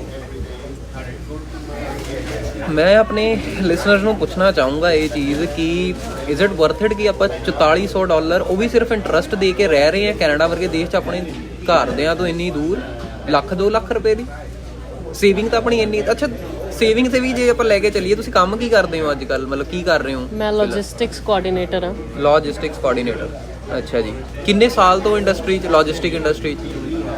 5 ਸਾਲ 5 ਸਾਲ ਹੋ ਗਏ। ਕੀ ਪੇ ਰੇਟ ਤੇ ਸ਼ੁਰੂ ਕੀਤਾ ਸੀਗਾ, ਕੀ ਪੇ ਰੇਟ ਤੱਕ ਪਹੁੰਚ ਗਏ ਹੋ? ਮਤਲਬ ਜੇ ਤੁਸੀਂ ਮਾਈਂਡ ਨਾ ਕਰੋ, $16 ਤੋਂ ਸ਼ੁਰੂ ਕੀਤਾ ਸੀ ਮੈਂ। Okay all I can say right now कि good amount of money मिल रही है। Okay, मतलब growth हुई है। हाँ, क्योंकि मेरे viewers जो सुनेंगे technically I can't disclose it but good growth है। ਮਤਲਬ ਤੁਸੀਂ ਪਰਸੈਂਟੇਜ 'ਚ ਕੁਝ ਦੱਸ ਸਕਦੇ ਹੋ, ਕੋਈ ਬ੍ਰੈਕਟ ਦੇ ਵਿੱਚ ਕਿ ਇੰਨੇ ਪਲੱਸ ਹੋ ਗਏ, 10% ਪਲੱਸ ਹੋ ਗਈ, 20% ਪਲੱਸ ਹੋ ਗਈ? ਓਕੇ, ਮੈਂ ਜਦੋਂ ਪ੍ਰੀਵੀਅਸ ਕੰਪਨੀ 'ਚ ਸੀ ਰਾਈਟ, ਇਹਦੇ ਨਾਲ ਇੱਕ ਹੋਰ ਚੀਜ਼ ਮੈਂ ਤੁਹਾਨੂੰ ਪੁੱਛੂੰਗਾ ਕਿ ਜਿੱਥੇ ਤੁਹਾਡੇ ਇਨਕਮ ਵਧੀ ਹੈ, ਐਕਸਪੈਂਸ ਤੇ ਕੀ ਹਿੱਟ ਪਿਆ ਵਾ? ਕਿਉਂਕਿ ਉਹ ਵੀ ਨਾਲ ਹੀ ਚੱਲੇ ਨਾ, ਇਨਕਮ ਕੱਲੀ ਤਾਂ ਨਹੀਂ ਵਧੀ। ਦੇਖੋ ਜੀ, ਐਕਸਪੈਂਸ ਤਾਂ $16 'ਚ ਤਾਂ ਫਿਰ ਸੇਵਿੰਗ ਹੋ ਜਾਂਦੀ ਸੀ। ਓਕੇ, ਮੇਰੇ ਕੋਲ $500 ਮਹੀਨੇ ਦਾ ਬਚਿਆ ਹੁੰਦਾ ਸੀ 16 'ਚ ਵੀ। ਹਾਂਜੀ, ਅੱਜ ਦੀ ਰੇਟ 'ਚ ਕੁੱਲ ਮਿਲਾ ਕੇ ਸਿਰਫ $75 ਬਚਦੇ ਆ ਮੇਰੇ ਕੋਲ ਮਹੀਨੇ ਦੇ। ਇੰਨਾ ਸਾਰਾ ਕੁਝ ਕਰਨ ਤੋਂ ਬਾਅਦ? ਓਕੇ ਠੀਕ ਹੈ। ਹਾਲਾਂਕਿ ਮੇਰੀ ਸੈਲਰੀ ਇਜ਼ ਨਾਟ ਬੈਡ ਜਿਹੜੀ ਮੈਂ ਜਦੋਂ ਆਪਾਂ 2014 ਚ ਆਏ ਸੀ ਤੇ ਮੈਂ ਸੋਚਿਆ ਸੀ ਉਹ ਜੇ $30 ਕਮਾ ਲਾਂਗੇ will be good enough, but ਨਹੀਂ, ਇਟਸ ਨਾਟ ਗੁੱਡ ਇਨਫ। ਨਹੀਂ, ਕੋਈ ਨਾ, ਮੈਂ ਫੜ ਲਿਆ। ਓਕੇ, ਆਪਾਂ ਕਿੱਥੇ ਪਹੁੰਚੇ ਸੀਗੇ? ਪਹਿਲਾਂ ਮੈਨੂੰ ਨੋ ਫ੍ਰੀਕਿੰਗ, ਮੈਨੂੰ ਫਲੋ ਚ ਤਾਂ ਓਕੇ ਹਾਂਜੀ, ਕਰੀਏ ਜੀ? ਅਸੀਂ ਹਿੱਲੀਏ ਨਾ ਹਿੱਲੀਏ, ਬਸ ਉੱਥੇ ਕੰਟੀਨਿਊ ਕਰ ਲਓ। ਓਕੇ, ਜਿੱਦਾਂ ਤੁਸੀਂ ਮੈਨੂੰ ਦੱਸਿਆ ਕਿ ਤੁਸੀਂ ਆ ਕੇ ਘਰ ਲੈ ਲਿਆ, ਡਾਊਨ ਪੇਮੈਂਟਾਂ ਕਰਤੀਆਂ $1,00,000, ਤੁਸੀਂ ਇਹ ਵੀ ਦੱਸਤਾ ਕਿ ਕਿਹੜੇ ਕਰ ਲੈ ਓਕੇ ਕਿਹੜੇ ਓਕੇ, ਤੁਸੀਂ ਮੈਨੂੰ ਇਹ ਦੱਸਤਾ ਕਿ ਤੁਸੀਂ ਉੱਥੇ ਆ ਗਏ, ਰੈਂਟਲ ਤੋਂ ਤੁਸੀਂ ਹੁਣ ਆਪਣਾ ਘਰ ਲੈ ਚੁੱਕੇ ਹੋ। $1,00,000 ਤੁਸੀਂ ਇੰਡੀਆ ਤੋਂ ਮੰਗਾਇਆ, $10,000 ਤੁਸੀਂ ਆਪਣਾ ਦੇ ਕੇ ਘਰ ਦੀ ਡਾਊਨ ਪੇਮੈਂਟਸ ਕਰਤੀਆਂ। ਬਟ ਤੁਸੀਂ ਇਹ ਵੀ ਨਾਲ ਦੀ ਨਾਲ ਕਹਿ ਰਹੇ ਹੋ ਕਿ ਲੋਕਾਂ ਨੂੰ ਹਰੇਕ ਬੰਦੇ ਦੀ ਕੰਡੀਸ਼ਨ ਜਾਂ ਸਿਚੁਏਸ਼ਨ ਸੇਮ ਨਹੀਂ ਹੁੰਦੀ। ਬਿਲਕੁਲ, ਕੋਈ ਇੰਡੀਆ ਤੋਂ ਮੰਗਾਵੇ, ਜੇ ਤੁਹਾਡਾ ਬੱਸ ਚੱਲਦਾ ਆ, ਜੇ ਤੁਹਾਨੂੰ ਲੱਗਦਾ ਆ ਕਿ ਹਾਂ ਵੀ ਜੇ ਇਹ ਵੇਸਟ ਵੀ ਹੋ ਗਏ, ਗਾਰਬੇਜ ਵੀ ਹੋ ਗਏ ਕੱਲ ਨੂੰ, ਤਾਂ ਇੰਨਾ ਜ਼ਿਆਦਾ ਮੈਨੂੰ ਪਤਾ ਕਿ ਪੈਸਾ ਜਦੋਂ ਗਾਰਬੇਜ ਹੁੰਦਾ ਹਿੱਟ ਹੁੰਦਾ ਵਾ, ਪਰ ਫੇਰ ਵੀ ਰਿਸਕ ਬਹੁਤ ਜ਼ਿਆਦਾ। ਤੁਸੀਂ ਕਿਸੇ ਦੂਜੀ ਕੰਟਰੀ ਦੇ ਵਿੱਚ ਪੈਸਾ ਮੰਗਾ ਰਹੇ ਹੋ। ਜਦੋਂ ਸਾਡੇ ਮਾਪਿਓ ਨੇ ਆਪਣਾ ਘਰ ਲਿੱਤਾ ਸੀਗਾ, ਦੇ ਵਰ ਯੰਗਰ ਦੈਨ ਵੀ ਵਰ, right, so if they were okay to take that risk, ਆਪਾਂ ਉਹਨਾਂ ਦੇ ਪੈਸੇ ਯੂਜ਼ ਕਰਕੇ we are okay to take that risk too. But once ਜਦੋਂ ਤੁਸੀਂ ਉਹਦੇ 'ਚ ਪੈ ਗਏ ਹੋ, ਉਹਦੀ ਸਾਂਭ ਕਰਨੀ ਕਿ ਤੁਸੀਂ ਇਹ ਨਾ ਕਹੋ 2 ਸਾਲਾਂ ਬਾਅਦ ਕਿ ਨਹੀਂ ਜੀ ਅਸੀਂ ਕੱਢਣ ਲੱਗਿਆ ਘਰ ਨੂੰ, you not going to make much profit, and ਤੁਹਾਡੇ ਘਰਦਿਆਂ ਦੇ ਪੈਸੇ ਵੀ ਖਤਮ ਹੈ। ਜਿੱਦਾਂ ਅੱਜ ਦੀ ਡੇਟ 'ਚ ਤਾਂ ਕੋਈ ਐਕੁਇਟੀ ਜੁੜੀ ਨਹੀਂ ਰਹੀ ਕਿਸੇ ਦੀ, right. So you have to be responsible enough to cover it for like 25 to 30 years, so be responsible enough and mature enough ਕਿ ਜਿਹੜਾ ਡਿਸੀਜਨ ਤੁਸੀਂ ਲਿੱਤਾ it's going to be probably good, because eventually ਤੁਹਾਡਾ ਆਪਣਾ ਘਰ ਬਣ ਰਿਹਾ and ਤੁਹਾਡੇ ਘਰ ਦੇ ਉਹਦੇ 'ਚ ਤੁਹਾਨੂੰ ਹੈਲਪ ਕਰ ਰਹੇ, that's a very blessed point. So ਉਹਨੂੰ ਸਾਂਭ ਕੇ ਰੱਖੋ। ਆਪਣੇ ਜ਼ਿੰਦਗੀ ਦੇ ਜਿਹੜੇ ਡੇ ਟੂ ਡੇ ਵਾਲੇ ਡਿਸੀਜਨ ਤੁਸੀਂ ਲੈਣੇ ਆ ਉਹ ਸੋਚ ਸਮਝ ਕੇ ਲਓ, ਕਿਉਂਕਿ ਮੇਰੇ ਹਸਬੈਂਡ ਇਹ ਗੱਲ ਮੈਨੂੰ ਕੱਲ ਹੀ ਕਹਿ ਕੇ ਹਟੇ, ਕਹਿੰਦੇ ਗਾਣਾ ਮਿਸ ਹੋ ਗਿਆ, ਗਾਣਾ ਤਾਂ ਤੁਸੀਂ ਰੀਪਲੇ ਕਰ ਲਓਗੇ, ਜ਼ਿੰਦਗੀ ਮਿਸ ਹੋ ਗਈ, ਜ਼ਿੰਦਗੀ ਦਾ ਰੀਪਲੇ ਬਟਨ ਨਹੀਂ ਹੈਗਾ। ਸਹੀ ਹੋ ਗਿਆ। So be wise on what steps you have to take. Okay, ਮੈਂ ਕਹਿੰਦਾ ਆਪਾਂ ਚੱਲਦੇ ਆਂ ਭਾਜੀ ਗੱਡੀ 'ਚ ਹੀ। ਠੰਡ ਲੱਗ ਰਹੀ ਹੈ, ਪਿੱਛੇ ਤੁਸੀਂ ਬਹਿ ਜਾਓ, ਤੁਸੀਂ ਪਿੱਛੋਂ ਸ਼ੂਟ ਕਰੋ ਕਿ ਅੱਗੋਂ ਕਰਨਾ ਹੈ? ਇੱਕੋ ਹੀ ਗੱਡੀ ਦੇ ਵਿੱਚ ਚੱਲਦੇ ਆਂ। ਔਰ ਨਾਲੇ ਇੱਥੇ ਹੀ ਤੁਸੀਂ ਬਾਰਸ ਭਾਈ ਨੂੰ ਬੁਲਾ ਰਹੇ ਹੋ, ਸਾਹਮਣੇ ਹੀ ਤੁਹਾਨੂੰ 401 ਮਿਲ ਜਾਣਾ ਹੈ, ਇੱਥੋਂ ਹੀ ਰਾਈਟ ਵੇ। ਇੱਥੇ ਸ਼ੂਟ ਬਹੁਤ ਆ, ਹੋਰ ਕੁਝ ਕਰਨਾ ਇੱਥੇ? ਨਹੀਂ, ਉੱਥੇ ਜਾਣ ਲਈ ਮੈਂ ਤਾਂ ਕਹਿ ਰਿਹਾ ਹਾਂ ਕਿ ਗੱਲਾਂ ਕਰਦੇ ਵੀ ਰਸਤੇ 'ਚ ਗੱਲਾਂ ਕਰਦੇ ਚੱਲਦੇ ਆ। ਕਿੰਨੇ ਵਜੇ ਖੁੱਲਦਾ ਉਹ? 9 ਵਜੇ ਖੁੱਲ੍ਹੇਗਾ। ਗੱਡੀ 'ਚ ਰਹਿਣ ਜਾਂਦੇ, ਗੱਡੀ ਆਪਾਂ ਆਲਰੇਡੀ ਸ਼ੂਟ ਕਰ ਚੁੱਕੇ ਹਾਂ। ਸ਼ੂਟ ਨਹੀਂ, ਮਤਲਬ ਆਪਾਂ ਰਿਕਾਰਡ ਕਰ ਲੈਣਾ। ਤੁਸੀਂ ਦੋਨੋਂ ਚੱਲ ਜਾਓ, ਰਿਕਾਰਡਿੰਗ ਕਰੀ ਚਲੋ। ਉਹ ਇਦਾਂ ਤੇ ਫਿਰ ਤੂੰ ਵੀ ਨਾਲ ਹੀ ਚੱਲ, ਉਹਦੀ ਲੋੜ ਨਹੀਂ ਹੈਗੀ। ਫਿਰ ਤੇਰੇ ਨਾਲ ਚੱਲਦੇ ਆ ਅਸੀਂ। ਹਾਂ, ਇੱਕੋ ਹੀ ਗੱਡੀ ਚੱਲਦੇ ਆ ਨਾ, ਦੋ ਗੱਡੀ ਟਿਕਟ ਨਾਲ ਲਾ ਕੇ 2 ਘੰਟੇ ਦੀ ਲਿਮਟ ਆ। ਚਲੋ ਗੱਡੀ ਚੱਕ ਲਓ, ਮੈਨੂੰ ਤਾਂ ਕੋਈ ਨਹੀਂ ਹੈਗਾ, ਉਹ ਤਾਂ ਕੋਈ ਚੱਕਰ ਨਹੀਂ ਹੈਗਾ। ਸੀ ਜਿੱਦਾਂ ਸਹੀ ਲੱਗਦਾ ਗੱਲਾਂ ਕਰੀ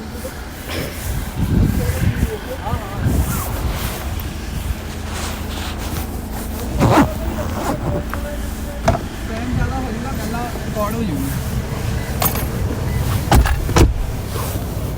ਹਾਂਜੀ, ਹੋਰ ਕੀ ਸਵਾਲ ਹੈ ਤੁਹਾਡੇ ਮੇਰੇ ਲਈ? ਲਓ ਜੀ, ਸਵਾਲ ਹੀ ਸਵਾਲ ਨੇ। ਗੱਡੀ 'ਚ ਜਦੋਂ ਬੈਠਣ ਲੱਗੋਗੇ ਪਲੀਜ਼ ਸੀਟ ਬੈਲਟ ਜ਼ਰੂਰ ਪਾਓ, ਕਿਸੇ ਪਰਪਸ ਲਈ ਸ਼ੁਰੂ ਕੀਤੀਆਂ ਗਈਆਂ। My dear viewers listeners viewers and listeners, ओ चलिए एक बार बोला ना मेरी वो बात address यस सर ਲੱਗਦਾ ਹੈ ਆਪਾਂ ਕਰ ਲਾਂਗੇ ਕੁਛ ਨਾ ਕੁਛ। ਤੁਹਾਨੂੰ ਕੀ ਲੱਗਦਾ? ਦੇਖਦੇ ਆ, ਗਾਲੜੀ ਤਾਂ ਹੈਗਾ ਆਪਾਂ ਦੋਨੋਂ ਜਣੇ ਬਹੁਤ ਜ਼ਿਆਦਾ। ਹੋਰ ਕੁਛ ਨਹੀਂ ਹੋਊਗੀ, ਪਕਾਈ ਤਾਂ ਕਰ ਹੀ ਲਵਾਂ। ਮੇਰਾ ਅੱਲਾ, ਮੈਨੂੰ ਵੈਸੇ ਲੱਗਿਆ ਨਹੀਂ ਸੀਗਾ ਜਦੋਂ ਜਿਹੜੀ ਮੈਂ ਪਹਿਲੀ ਵੀਡੀਓ ਦੇਖੀ ਸੀਗੀ ਨਾ ਆਪਣੀ ਪਿਛਲੀ ਵਾਲੀ ਤੇ ਆਹ ਵਾਲੀ ਵੀਡੀਓ, ਆਹ ਵਾਲੀ ਤਾਂ ਮੈਨੂੰ ਬਹੁਤ different, totally different. It is very good. Sunny is doing amazing job man. ਮੈਂ ਜਿੰਨੇ ਵੀ ਬੰਦੇ ਮੇਰੇ ਤੋਂ ਉੱਥੇ ਪੁੱਛਦੇ ਪਏ ਨੇ, ਇੰਡੀਆ 'ਚ ਵੀ ਉਹੀ ਪੁੱਛ ਰਹੇ, ਕਹਿੰਦੇ ਐਡੀਟਿੰਗ ਬੜੀ ਖਤਰਨਾਕ ਹੈ। ਚਲੋ ਜੀ, Sunny is ਗੋਣਾ follow us. Yes sir. ਪੁਰਾਣੀਆਂ ਯਾਦਾਂ ਤਾਜ਼ੀਆਂ ਹੋ ਰਹੀਆਂ ਮੇਰੀਆਂ। ਓਕੇ, ਅੱਛਾ ਤੁਸੀਂ ਇਸ ਟਾਈਮ ਤੁਸੀਂ ਮੌਰਗੇਜ ਕੀ ਦੇ ਰਹੇ ਹੋ? ਤੇ ਜਿੱਦਾਂ ਉਸ ਟਾਈਮ ਤੁਸੀਂ ਕਹਿ ਰਹੇ ਸੀਗੇ ਕਿ ਤੁਸੀਂ ਆਏ ਸੀਗੇ ਤੇ ਤੁਸੀਂ $250 ਰੈਂਟ ਦੇ ਉੱਤੇ ਆਏ ਸੀਗੇ, ਇਸ ਟਾਈਮ ਤੁਹਾਡੀ ਮੌਰਗੇਜ ਕੀ ਹੈ?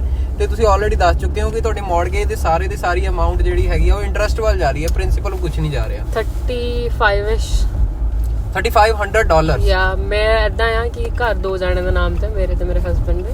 Okay, so he is the one paying. ਬਸ ਉਹ ਆਪੇ ਕੱਢ ਲੈਂਦਾ ਮੇਰੇ ਅਕਾਊਂਟ ਤੋਂ ਜਿੰਨੇ ਵੀ ਕੱਢਣੇ ਹੁੰਦੇ ਉਹਨੇ। So I don't know the exact amount. ਕਦੀ ਇਦਾਂ ਲੱਗਿਆ ਦੀਦੀ ਕਿ ਤੁਸੀਂ 10 ਸਾਲ ਪਹਿਲਾਂ ਜਿਹੜਾ ਡਿਸੀਜਨ ਲਿੱਤਾ ਸੀਗਾ, ਜੇ ਉਹ ਨਾ ਲੈਂਦੇ ਸ਼ਾਇਦ ਵਧੀਆ ਹੁੰਦਾ? ਹਾਂ ਵੀ ਤੇ ਨਾ ਵੀ, ਉਹੀ ਹਰ ਚੀਜ਼ ਦਾ ਦੋ ਪਹਿਲੂ। ਮੈਂ ਤੇ ਨਾ ਆਂਦੀ ਤਾਂ ਮੈਨੂੰ ਮੇਰੇ ਹਸਬੰਡ ਨਾਲ ਮਿਲਦੇ, ਰਾਈਟ? ਐਂਡ ਦੈਨ ਅੱਜ ਦੀ ਡੇਟ 'ਚ 2 ਗੱਡੀਆਂ ਹੈਗੀਆਂ ਆਪਣੀਆਂ, ਘਰ ਹੈਗਾ। ਇੰਡੀਆ ਸ਼ਾਇਦ ਇਹ ਚੀਜ਼ ਕਰਨੀ ਥੋੜੀ ਜਿਹੀ ਔਖੀ ਹੁੰਦੀ, ਬਿਕਾਜ਼ ਤੁਹਾਨੂੰ ਇੱਕ ਮੋਰਲ ਤੇ ਫਾਈਨੈਂਸ਼ੀਅਲ ਸਪੋਰਟ ਹੁੰਦਾ ਨਾ ਘਰਦਿਆਂ ਦਾ, ਤਾਂ ਬੰਦਾ ਲੈਗ ਆਊਟ ਕਰ ਜਾਂਦਾ। ਉਹ ਕਹਿੰਦੇ ਨੇ ਜਦ ਤੱਕ ਸਿਰ ਤੇ ਸੱਟ ਨਹੀਂ ਪੈਂਦੀ ਉਦੋਂ ਤੱਕ ਬੰਦਾ ਕੁਝ ਨਹੀਂ ਕਰਦਾ। ਤਾਂ ਇੰਡੀਆ ਉਹ ਸੱਟ ਨਹੀਂ ਸੀ ਲੱਗਣੀ, ਸੱਟ ਨਹੀਂ ਲੱਗਦੀ ਕਈ ਵਾਰੀ ਤਾਂ ਬੰਦਾ ਗਰੋ ਨਹੀਂ ਕਰ ਪਾਉਂਦਾ। ਤਾਂ ਕੈਨੇਡਾ ਨੇ ਜਿਹੜੀ ਸੱਟ ਲਾਈ ਹੈ ਬਹੁਤ ਇੰਪੋਰਟੈਂਟ ਤੇ ਬਹੁਤ ਵਧੀਆ। ਇੰਡੀਆ ਉਹ ਸੱਟ ਨਹੀਂ ਸੀ ਲੱਗਣੀ। ਕੀ ਪਤਾ ਕਿਸੇ ਅਮੀਰ ਜਲਾਲੇ ਨਾਲ ਮੇਰਾ ਵਿਆਹ ਕਰ ਦਿੰਦੇ ਤੇ ਮੈਂ ਹਾਊਸ ਵਾਈਫ ਹੀ ਹੁੰਦੀ, you know, something like that. ਹੋ ਸਕਦਾ ਐਟਲੀਸਟ ਇੱਥੇ ਬੈਠੇ ਆ, ਇੰਡੀਪੈਂਡੈਂਟ ਬੈਠੇ ਆ। ਤੁਹਾਨੂੰ ਵੀ ਇਦਾਂ ਨਹੀਂ ਲੱਗਦਾ ਕਿ ਜਿੱਦਾਂ ਕਿ ਅੱਜ ਕੱਲ ਨਹੀਂ ਵੈਸੇ ਸਪੈਸ਼ਲੀ ਕਿ ਜਿੱਦਾਂ ਮੈਂ ਪੰਜਾਬ ਤੋਂ ਆਇਆ, ਤੁਸੀਂ ਪੰਜਾਬ ਤੋਂ ਆਏ ਹੋ, ਤੇ ਨਿਊਜ਼ ਦੇ ਵਿੱਚ, ਸੋਸ਼ਲ ਮੀਡੀਆ ਦੇ ਵਿੱਚ ਕਈ ਵਾਰੀ ਪੰਜਾਬ ਨੂੰ, ਇੰਡੀਆ ਨੂੰ ਇੱਕ ਨੈਗੇਟਿਵ ਵੇ ਨਾਲ ਦਿਖਾਇਆ ਜਾਂਦਾ ਹੈ। ਜੇ ਮੈਂ ਐਗਜ਼ਾਮਪਲ ਦਵਾਂ ਕਿ ਜੇ ਆਪਾਂ ਨਸ਼ੇ ਦੀ ਐਗਜ਼ਾਮਪਲ ਲਈਏ ਕਿ ਪੰਜਾਬ ਦੇ ਵਿੱਚ ਨਸ਼ਾ ਬਹੁਤ ਜ਼ਿਆਦਾ ਹੈਗਾ ਆ ਜੀ। ਹੁਣ ਉੱਥੇ ਉਹ ਕਹਿ ਦਿੰਦੇ ਆ ਕਿ ਐਕਸ ਪਾਰਟੀ ਕਰਵਾ ਰਹੀ ਹੈ ਨਸ਼ਾ, ਵਾਈ ਪਾਰਟੀ ਕਰਵਾ ਰਹੀ ਹੈ, ਜ਼ੈਡ ਪਾਰਟੀ ਨਸ਼ਾ ਕਰਵਾ ਰਹੀ ਹੈ। ਮੈਂ ਆਪਾਂ ਕਿਸੇ ਵੀ ਪੋਲੀਟੀਕਲ ਪਾਰਟੀ ਦੇ ਹੱਕ ਦੇ ਵਿੱਚ ਜਾਂ ਉਹਦੇ ਅਗੇਂਸਟ ਨਹੀਂ ਆਪਾਂ ਗੱਲ ਕਰ ਰਹੇ, ਬਿਲਕੁਲ। ਬਟ ਜੇ ਆਪਾਂ ਦੇਖਿਆ ਜਾਵੇ ਤੇ ਇੱਥੇ ਕਿਹੜੀ ਪਾਰਟੀ ਕਰਵਾ ਰਹੀ ਹੈ? ਇੱਥੇ ਕੈਨੇਡਾ ਦੇ ਵਿੱਚ ਤਾਂ ਜਿਹੜੀ ਵੀਡ ਹੈਗੀ ਉਹ ਲੀਗਲ ਹੈ, ਬਿਲਕੁਲ ਲੀਗਲ। ਠੀਕ ਹੈ ਜੀ। ਹੁਣ 18 ਸਾਲ ਦਾ ਬੱਚਾ ਹੈਗਾ ਆ ਜਿਹਨੇ ਅੱਜ ਤੱਕ ਕੋਈ ਡਿਸੀਜਨ ਲਿੱਤਾ ਹੀ ਨਹੀਂ ਹੈਗਾ ਜ਼ਿੰਦਗੀ ਦੇ ਵਿੱਚ, ਤੇ ਉਹ ਇੱਥੇ ਆਇਆ, ਉਹਨੂੰ ਇਹ ਵੀ ਪਤਾ ਚੱਲ ਗਿਆ ਕਿ ਹੁਣ ਮੇਰੇ ਸਿਰ ਦੇ ਉੱਤੇ ਕੋਈ ਦੇਖਣ ਵਾਲਾ ਨਹੀਂ ਹੈਗਾ, ਕੋਈ ਮੈਨੂੰ ਕਹਿਣ ਵਾਲਾ ਨਹੀਂ ਹੈਗਾ ਕਿ ਇਹ ਨਹੀਂ ਕਰਨਾ ਤੇ ਇਹ ਕਰਨਾ ਆ ਜੀ। ਹੁਣ ਤੁਸੀਂ ਦੇਖ ਰਹੇ ਹੋ ਕਿ ਕਿੱਦਾਂ ਐਵਰੀ ਡੇ ਇੱਥੇ ਡੈਥ ਰੇਟ ਕੈਨੇਡਾ ਦੇ ਵਿੱਚ ਤੇਜ਼ ਹੋ ਰਿਹਾ ਆ। ਉਹਦਾ ਮੇਨ ਰੀਜ਼ਨ ਜੋ ਲੋਕੀ ਦੱਸਦੇ ਨੇ, ਉਹ ਕਹਿੰਦੇ ਆ ਜੀ ਕਿ ਸੁਸਾਈਡਲ ਰੇਟਸ ਨੇ, ਡਿਪਰੈਸ਼ਨ ਹੈ, ਇਹ ਹੈ, ਉਹ ਹੈ। ਬਟ ਤੁਹਾਨੂੰ ਨਹੀਂ ਲੱਗਦਾ ਕਿ ਕਿਤੇ ਨਾ ਕਿਤੇ ਆ ਜਿਹੜਾ ਨਸ਼ਾ ਵੱਧਦਾ ਪਿਆ ਆ, ਇਹ ਵੀ ਇੱਕ ਰੀਜ਼ਨ ਹੈਗਾ ਆ? ਇਹ ਬਹੁਤ ਵੱਡਾ ਰੀਜ਼ਨ ਹੈਗਾ। ਇਸੇ ਕਰਕੇ ਆਪਾਂ ਪਹਿਲਾਂ ਡਿਸਕਸ ਕੀਤਾ ਸੀ ਕਿ 12ਵੀਂ ਤੋਂ ਬਾਅਦ ਆਣਾ ਹੈ ਕਿ ਗ੍ਰੈਜੂਏਸ਼ਨ ਤੋਂ ਬਾਅਦ ਆਣਾ ਹੈ ਜੀ। ਕਿਉਂਕਿ ਆਈ ਥਿੰਕ ਡਿਸੀਜਨ, ਤੁਸੀਂ ਜ਼ਿੰਦਗੀ ਜਦੋਂ ਬਦਲ ਜਾਂਦੀ ਹੈ ਨਾ ਉਹ 4 ਸਾਲਾਂ 'ਚ, ਵੈਨ ਯੂ ਗ੍ਰੈਜੂਏਟ, ਤੁਹਾਨੂੰ ਧੋਖੇ ਮਿਲਦੇ ਆ ਲਵ ਲਾਈਫ 'ਚ, ਘਰਦਿਆਂ ਤੋਂ ਗਾਲਾਂ ਪੈਂਦੀਆਂ, ਤੁਹਾਨੂੰ ਪਤਾ ਲੱਗਦਾ ਕਿੰਨੇ ਪੈਸੇ ਲੱਗਦੇ ਆ ਆਪਣੀ ਇੱਕ ਪਰਸਨੈਲਿਟੀ ਮੇਨਟੇਨ ਕਰਨ ਨੂੰ। ਕਿਉਂਕਿ ਜਦੋਂ ਆਪਾਂ ਯੂਨੀਵਰਸਿਟੀ ਕਾਲਜ 'ਚ ਜਾ ਰਹੇ ਹੁੰਦੇ ਆ, ਆਪਾਂ ਪਾਣੇ ਵੀ ਘੈਂਟ ਬ੍ਰਾਂਡਡ ਕੱਪੜੇ ਆ, ਘਰ ਦੇ ਪੈਸੇ ਨਹੀਂ ਦਿੰਦੇ ਬਿਕਾਜ਼ ਘਰਦਿਆਂ ਨੂੰ ਲੱਗਦਾ ਕਿ ਫਾਲਤੂ ਦੀਆਂ ਚੀਜ਼ਾਂ। ਉਹ ਸਾਰੀਆਂ ਚੀਜ਼ਾਂ ਇੱਕ ਲਿਟਲ ਟਾਈਨੀ ਹਿੱਟ ਹੈ ਜਿਹੜੀਆਂ ਤੁਹਾਨੂੰ ਮੈਚਿਓਰ ਬਣਾਉਂਦੀਆਂ। ਇਸ ਕਰਕੇ ਤਾਂ ਹੀ ਮੈਂ ਸੁਜੈਸਟ ਵੀ ਕਰਦੀ ਹਾਂ ਕਿ ਆਉਣਾ ਉਦੋਂ ਹੀ ਚਾਹੀਦਾ ਹੈ ਕਿ ਜਦੋਂ ਤੁਸੀਂ ਗ੍ਰੈਜੂਏਟ ਹੋ ਜਾਓ ਉਸ ਤੋਂ ਬਾਅਦ। ਬਟ ਮੈਨੂੰ ਲੱਗਦਾ 18 year old child, a girl or a guy, is mature enough to see what is wrong and what is right. So ਕਦੀ ਵੀ ਕੋਈ ਡਿਸੀਜਨ ਲੈਣਾ ਉਹਨੂੰ ਪ੍ਰੋਕੈਸਟੀਨੇਟ ਨਾ ਕਰੋ, ਬਟ ਉਹਨੂੰ ਬਹਿ ਕੇ ਇੱਕ ਵਾਰੀ ਜ਼ਰੂਰ ਸੋਚੋ ਕਿ is it worth it or not. ਸਹੀ। ਬਿਕਾਜ਼ ਸਾਨੂੰ ਵਾਕਈ ਰੋਕਣਾ ਤਾਂ ਕਿਸੇ ਨੇ ਵੀ ਨਹੀਂ ਰੋਕਣਾ, ਨਾ ਪੰਜਾਬ 'ਚ ਕਿਸੇ ਨੇ ਤੇ ਨਾ ਕੈਨੇਡਾ 'ਚ ਕਿਸੇ ਨੇ ਜੀ। ਇੱਕ ਪੁਆਇੰਟ ਤੱਕ ਹੀ ਘਰ ਦੇ ਰੋਕ ਸਕਦੇ ਆ ਜੀ। ਆਪਣੀ ਜ਼ਿੰਦਗੀ ਤੁਹਾਡੇ ਡੈਫੀਨਿਟਲੀ ਆਪਣੇ ਹੀ ਹੱਥ 'ਚ ਹੈ ਕਿ ਤੁਸੀਂ ਤਾਰਨੀ ਹੈ ਕਿ ਡੋਬਣੀ ਹੈ। ਬਟ ਜੀ ਪੰਜਾਬ ਦੇ ਵਿੱਚ ਫੇਰ ਵੀ ਤੁਹਾਨੂੰ ਇਹ ਨਹੀਂ ਲੱਗਦਾ ਕਿਤੇ ਨਾ ਕਿਤੇ ਫੇਰ ਵੀ, ਕਿਉਂਕਿ ਆਪਾਂ ਆਪਣੇ ਪੇਰੈਂਟਸ ਦੇ ਨਾਲ ਰਹਿੰਦੇ ਆ, ਕਿਉਂਕਿ ਆਪਣਾ ਸਰਕਲ ਏਡਾ ਵੱਡਾ, ਆਪਣੇ ਪੇਰੈਂਟਸ ਦਾ ਸਰਕਲ ਏਡਾ ਵੱਡਾ। ਲੈਟਸ ਸੇ ਇੱਕ ਐਗਜ਼ਾਮਪਲ ਮੈਂ ਜੇ ਤੁਹਾਨੂੰ ਦਵਾਂ ਕਿ ਜੇ ਮੈਂ ਹੁਣ ਤੁਹਾਨੂੰ ਕਹਾਂ ਕਿ let's have glass of beer ਜਾਂ ਬੋਟਲ ਆਫ ਬੀਅਰ ਤੇ ਆਪਾਂ ਕਿਸੇ ਵੀ ਕਿਤੇ ਵੀ ਬਾਰ ਦੇ ਵਿੱਚ ਜਾ ਕੇ ਆਪਾਂ ਪੀ ਸਕਦੇ, ਮੈਨੂੰ ਕੋਈ ਐਸਾ ਡਰ ਨਹੀਂ ਹੋਊਗਾ ਕਿ ਆਪਾਂ ਕਿਉਂ ਇਸ ਬਾਰ 'ਚ ਬੈਠੇ ਆ, ਸ਼ਾਇਦ ਮੈਨੂੰ ਕੋਈ ਦੇਖ ਨਾ ਲਵੇ। ਇੰਡੀਆ ਦੇ ਵਿੱਚ ਫੇਰ ਵੀ ਆਪਾਂ ਨੂੰ ਕਿਤੇ ਨਾ ਕਿਤੇ ਡਰ ਹੁੰਦਾ ਹੈ ਕਿ ਹਾਂ ਵੀ ਸ਼ਾਇਦ ਕੋਈ ਐਸਾ ਬੰਦਾ ਨਾ ਮੈਨੂੰ ਦੇਖ ਲੇ ਕਿ ਜਿਹੜਾ ਅੱਗੇ ਮੇਰੇ ਘਰਦਿਆਂ ਨੂੰ ਜਾਣਦਾ ਹੋਵੇ। ਬਿਲਕੁਲ ਬਿਲਕੁਲ, ਔਰ ਉਹ ਡਰ ਬਹੁਤ ਜ਼ਰੂਰੀ ਹੈ ਜੀ। ਬਟ ਉਸ ਡਰ 'ਚ ਵੀ ਜੇ ਇੰਡੀਆ 'ਚ ਨਸ਼ੇ ਪੱਤੇ ਚੱਲ ਰਹੇ ਆ ਜੀ ਤਾਂ it's an issue that has to be addressed. ਜੀ ਸਭ ਤੋਂ ਪਹਿਲਾਂ ਘਰ 'ਚ ਤਾਂ ਜਿਹੜੀ ਇਹ ਚੀਜ਼ਾਂ ਲਈ ਪੋਲਿਸ਼ਿੰਗ ਕਰਨੀ ਪੈਂਦੀ ਹੈ ਪੇਰੈਂਟਸ ਨੂੰ ਜੀ, ਉਹ 18 ਸਾਲਾਂ 'ਚ ਨਹੀਂ ਸ਼ੁਰੂ ਕਰਨੀ ਪੈਂਦੀ ਜੀ। ਉਹ ਸ਼ੁਰੂ ਕਰਨੀ ਪੈਂਦੀ ਹੈ ਜਦੋਂ ਬੱਚੇ ਨੂੰ ਹਰ ਚੀਜ਼ ਦੀ ਸਮਝ ਆ ਗਈ। ਮੇਰੇ ਪੇਰੈਂਟਸ ਨੇ ਮੈਨੂੰ ਹਮੇਸ਼ਾ ਉਦਾਂ ਪੋਲਿਸ਼ ਕੀਤਾ ਹੈ ਕਿ ਛੋਟੇ ਹੁੰਦੇ ਤੋਂ ਨਾ ਮੈਨੂੰ ਐਗਜ਼ਾਮਪਲ ਦੱਸਣ ਲੱਗ ਜਾਂਦੇ। ਤੈਨੂੰ ਪਤਾ ਹੈ ਉਹ ਨਾ ਉੱਥੇ ਬੀਅਰ ਪੀਣ ਗਈ ਬਟ ਉਹਦੇ ਪੇਰੈਂਟਸ ਨੂੰ ਪਤਾ ਲੱਗ ਗਿਆ, ਫਿਰ ਉਹਦੇ ਪੇਰੈਂਟਸ ਨੇ ਉਹਨੂੰ ਬਹੁਤ ਕੁੱਟਿਆ। This was when I was very young. ਤਾਂ ਇਵੈਂਚੁਅਲੀ ਜਦ ਤੱਕ ਮੈਂ ਗਰੋ ਹੁੰਦੀ ਗਈ ਮੇਰੇ ਦਿਮਾਗ ਤੇ ਦਿਲ ਦੇ ਵਿੱਚ ਪਿੱਛੇ ਇੱਕੋ ਡਰ ਸੀਗਾ। ਅੱਜ ਦੀ ਡੇਟ 'ਚ ਮੈਂ ਪੇਰੈਂਟਸ ਦਾ ਆਹੀ ਦੇਖਦੀ ਆ, ਨਿਊ ਬੋਰਨ ਬੇਬੀਜ਼, ਪੇਰੈਂਟਸ ਥੱਪੜ ਨਹੀਂ ਲਾਉਂਦੇ ਆਪਣੇ ਨਿਆਣਿਆਂ ਨੂੰ। ਨਹੀਂ ਜੀ ਨਹੀਂ, ਇਹ ਤਾਂ ਸੈਂਸਿਟਿਵ, ਬਹੁਤ ਸੈਂਸਿਟਿਵ ਨਹੀਂ ਹੈਗੇ, ਤੁਸੀਂ ਉਹਨਾਂ ਨੂੰ ਸੈਂਸਿਟਿਵ ਬਣਾ ਰਹੇ ਹੋ। You have to start training your kids right then right when they were born. ਠੀਕ ਹੈ, ਤਾਂ ਉਹਨਾਂ ਦੀ ਵਾਇਰਿੰਗ ਤੁਸੀਂ ਉਦਾਂ ਦੀ ਕਰੋਗੇ ਕਿ they can choose what is wrong ਔਰ ਵਾਟ ਇਜ਼ ਰਾਈਟ, ਤਾਂ ਉਦਾਂ ਹੀ ਹੋਊਗਾ। ਮੈਂ ਆਪਣੀ ਲਾਈਫ 'ਚ ਬਹੁਤ ਜ਼ਿਆਦਾ ਰਿਬੈਲੀਅਸ ਰਹੀ ਹਾਂ ਬਟ ਮੇਰੇ ਘਰਦਿਆਂ ਨੂੰ ਇੱਕ ਚੀਜ਼ ਜ਼ਰੂਰ ਪਤਾ ਹੁੰਦੀ ਸੀ ਕਿ ਸਾਡੀ ਕੁੜੀ ਹੈ ਕਿੱਥੇ, ਬਿਕਾਜ਼ ਦੇ ਮੇਡ ਸ਼ੋਰ ਆਮ ਦ ਓਨਲੀ ਚਾਈਲਡ। ਉਹ ਮੈਨੂੰ ਆਏ ਪੁੱਛਦੇ ਸੀ ਜੇ ਤੂੰ ਨਾ ਹੋਈ ਸਾਡੇ ਕੋਲ ਪਿੱਛੇ ਰਹਿ ਕੀ ਗਿਆ। ਬਿਲਕੁਲ ਬਿਲਕੁਲ। And for me I think I need to live my life because of them। ਹੈ ਨਾ, ਜਦੋਂ ਬੱਚੇ ਥੋੜੇ ਘਰ 'ਚ ਜ਼ਿਆਦਾ ਵੀ ਹੋ ਜਾਂਦੇ ਨਾ, 2-3 ਬੱਚੇ ਇੱਕ ਅੱਧਾ ਇਗਨੋਰ ਹੋ ਗਿਆ, ਉਹ ਇਗਨੋਰੈਂਸ ਜਿਹੜੀ ਘਰਦਿਆਂ ਵੱਲੋਂ ਹੋਈ ਹੁੰਦੀ ਹੈ ਟੈਂਡ ਟੂ ਬੱਚੇ ਡਰੱਗਸ ਵੱਲ ਜਾਂਦੇ ਐਂਡ ਆਲ ਦੈਟ। ਬਟ ਉਹੀ ਘਰ ਦੇ ਵੀ ਕਹਿਣ ਅਸੀਂ ਕਿੰਨੀ ਦੇਰ ਦੇਖ ਸਕਦੇ, ਕਿੰਨੀ ਦੇਰ ਨਹੀਂ ਦੇਖ ਸਕਦੇ। ਬਟ ਘਰਦਿਆਂ ਨੂੰ ਹਮੇਸ਼ਾ ਇਹ ਵੀ ਦੇਖਣਾ ਚਾਹੀਦਾ ਕਿ ਉਹਦੀ ਸੰਗਤੀ ਕਿੱਦਾਂ ਦੀ ਹੈ, ਬਿਕਾਜ਼ ਤੁਸੀਂ ਸਿਰਫ ਸੰਗਤੀ ਨੂੰ ਦੇਖ ਕੇ ਦੱਸ ਸਕਦੇ ਹੋ ਕਿ ਬੱਚਾ ਕਿਹੜੇ ਰਾਹ ਤੇ ਤੁਰ ਰਿਹਾ। ਸੋ ਪੇਰੈਂਟਸ ਨੂੰ ਰਾਈਟ ਅਵੇ ਪੁਆਇੰਟ ਆਊਟ ਕਰਨਾ ਚਾਹੀਦਾ ਕਿ ਮੈਨੂੰ ਆਹ ਬੰਦਾ ਆ ਬੰਦੀ ਵਧੀਆ ਨਹੀਂ ਲੱਗਦੀ। ਜਿੱਦਾਂ ਦੀ 2014 ਤੋਂ 2023 ਦੇ ਵਿੱਚ ਜੇ ਗੱਲ ਕਰੀਏ ਤਾਂ ਇਹ 8-10 ਸਾਲਾਂ ਦੇ ਵਿੱਚ ਜਿਹੜੀ ਦੁਨੀਆ ਹੈਗੀ ਹੈ ਮਟੀਰੀਅਲਿਸਟਿਕ ਬਹੁਤ ਜ਼ਿਆਦਾ ਹੋ ਗਈ ਆ। ਹਰ ਇੱਕ ਚੀਜ਼ ਮਟੀਰੀਅਲ ਤੇ ਚਲੇ ਗਈ ਆ।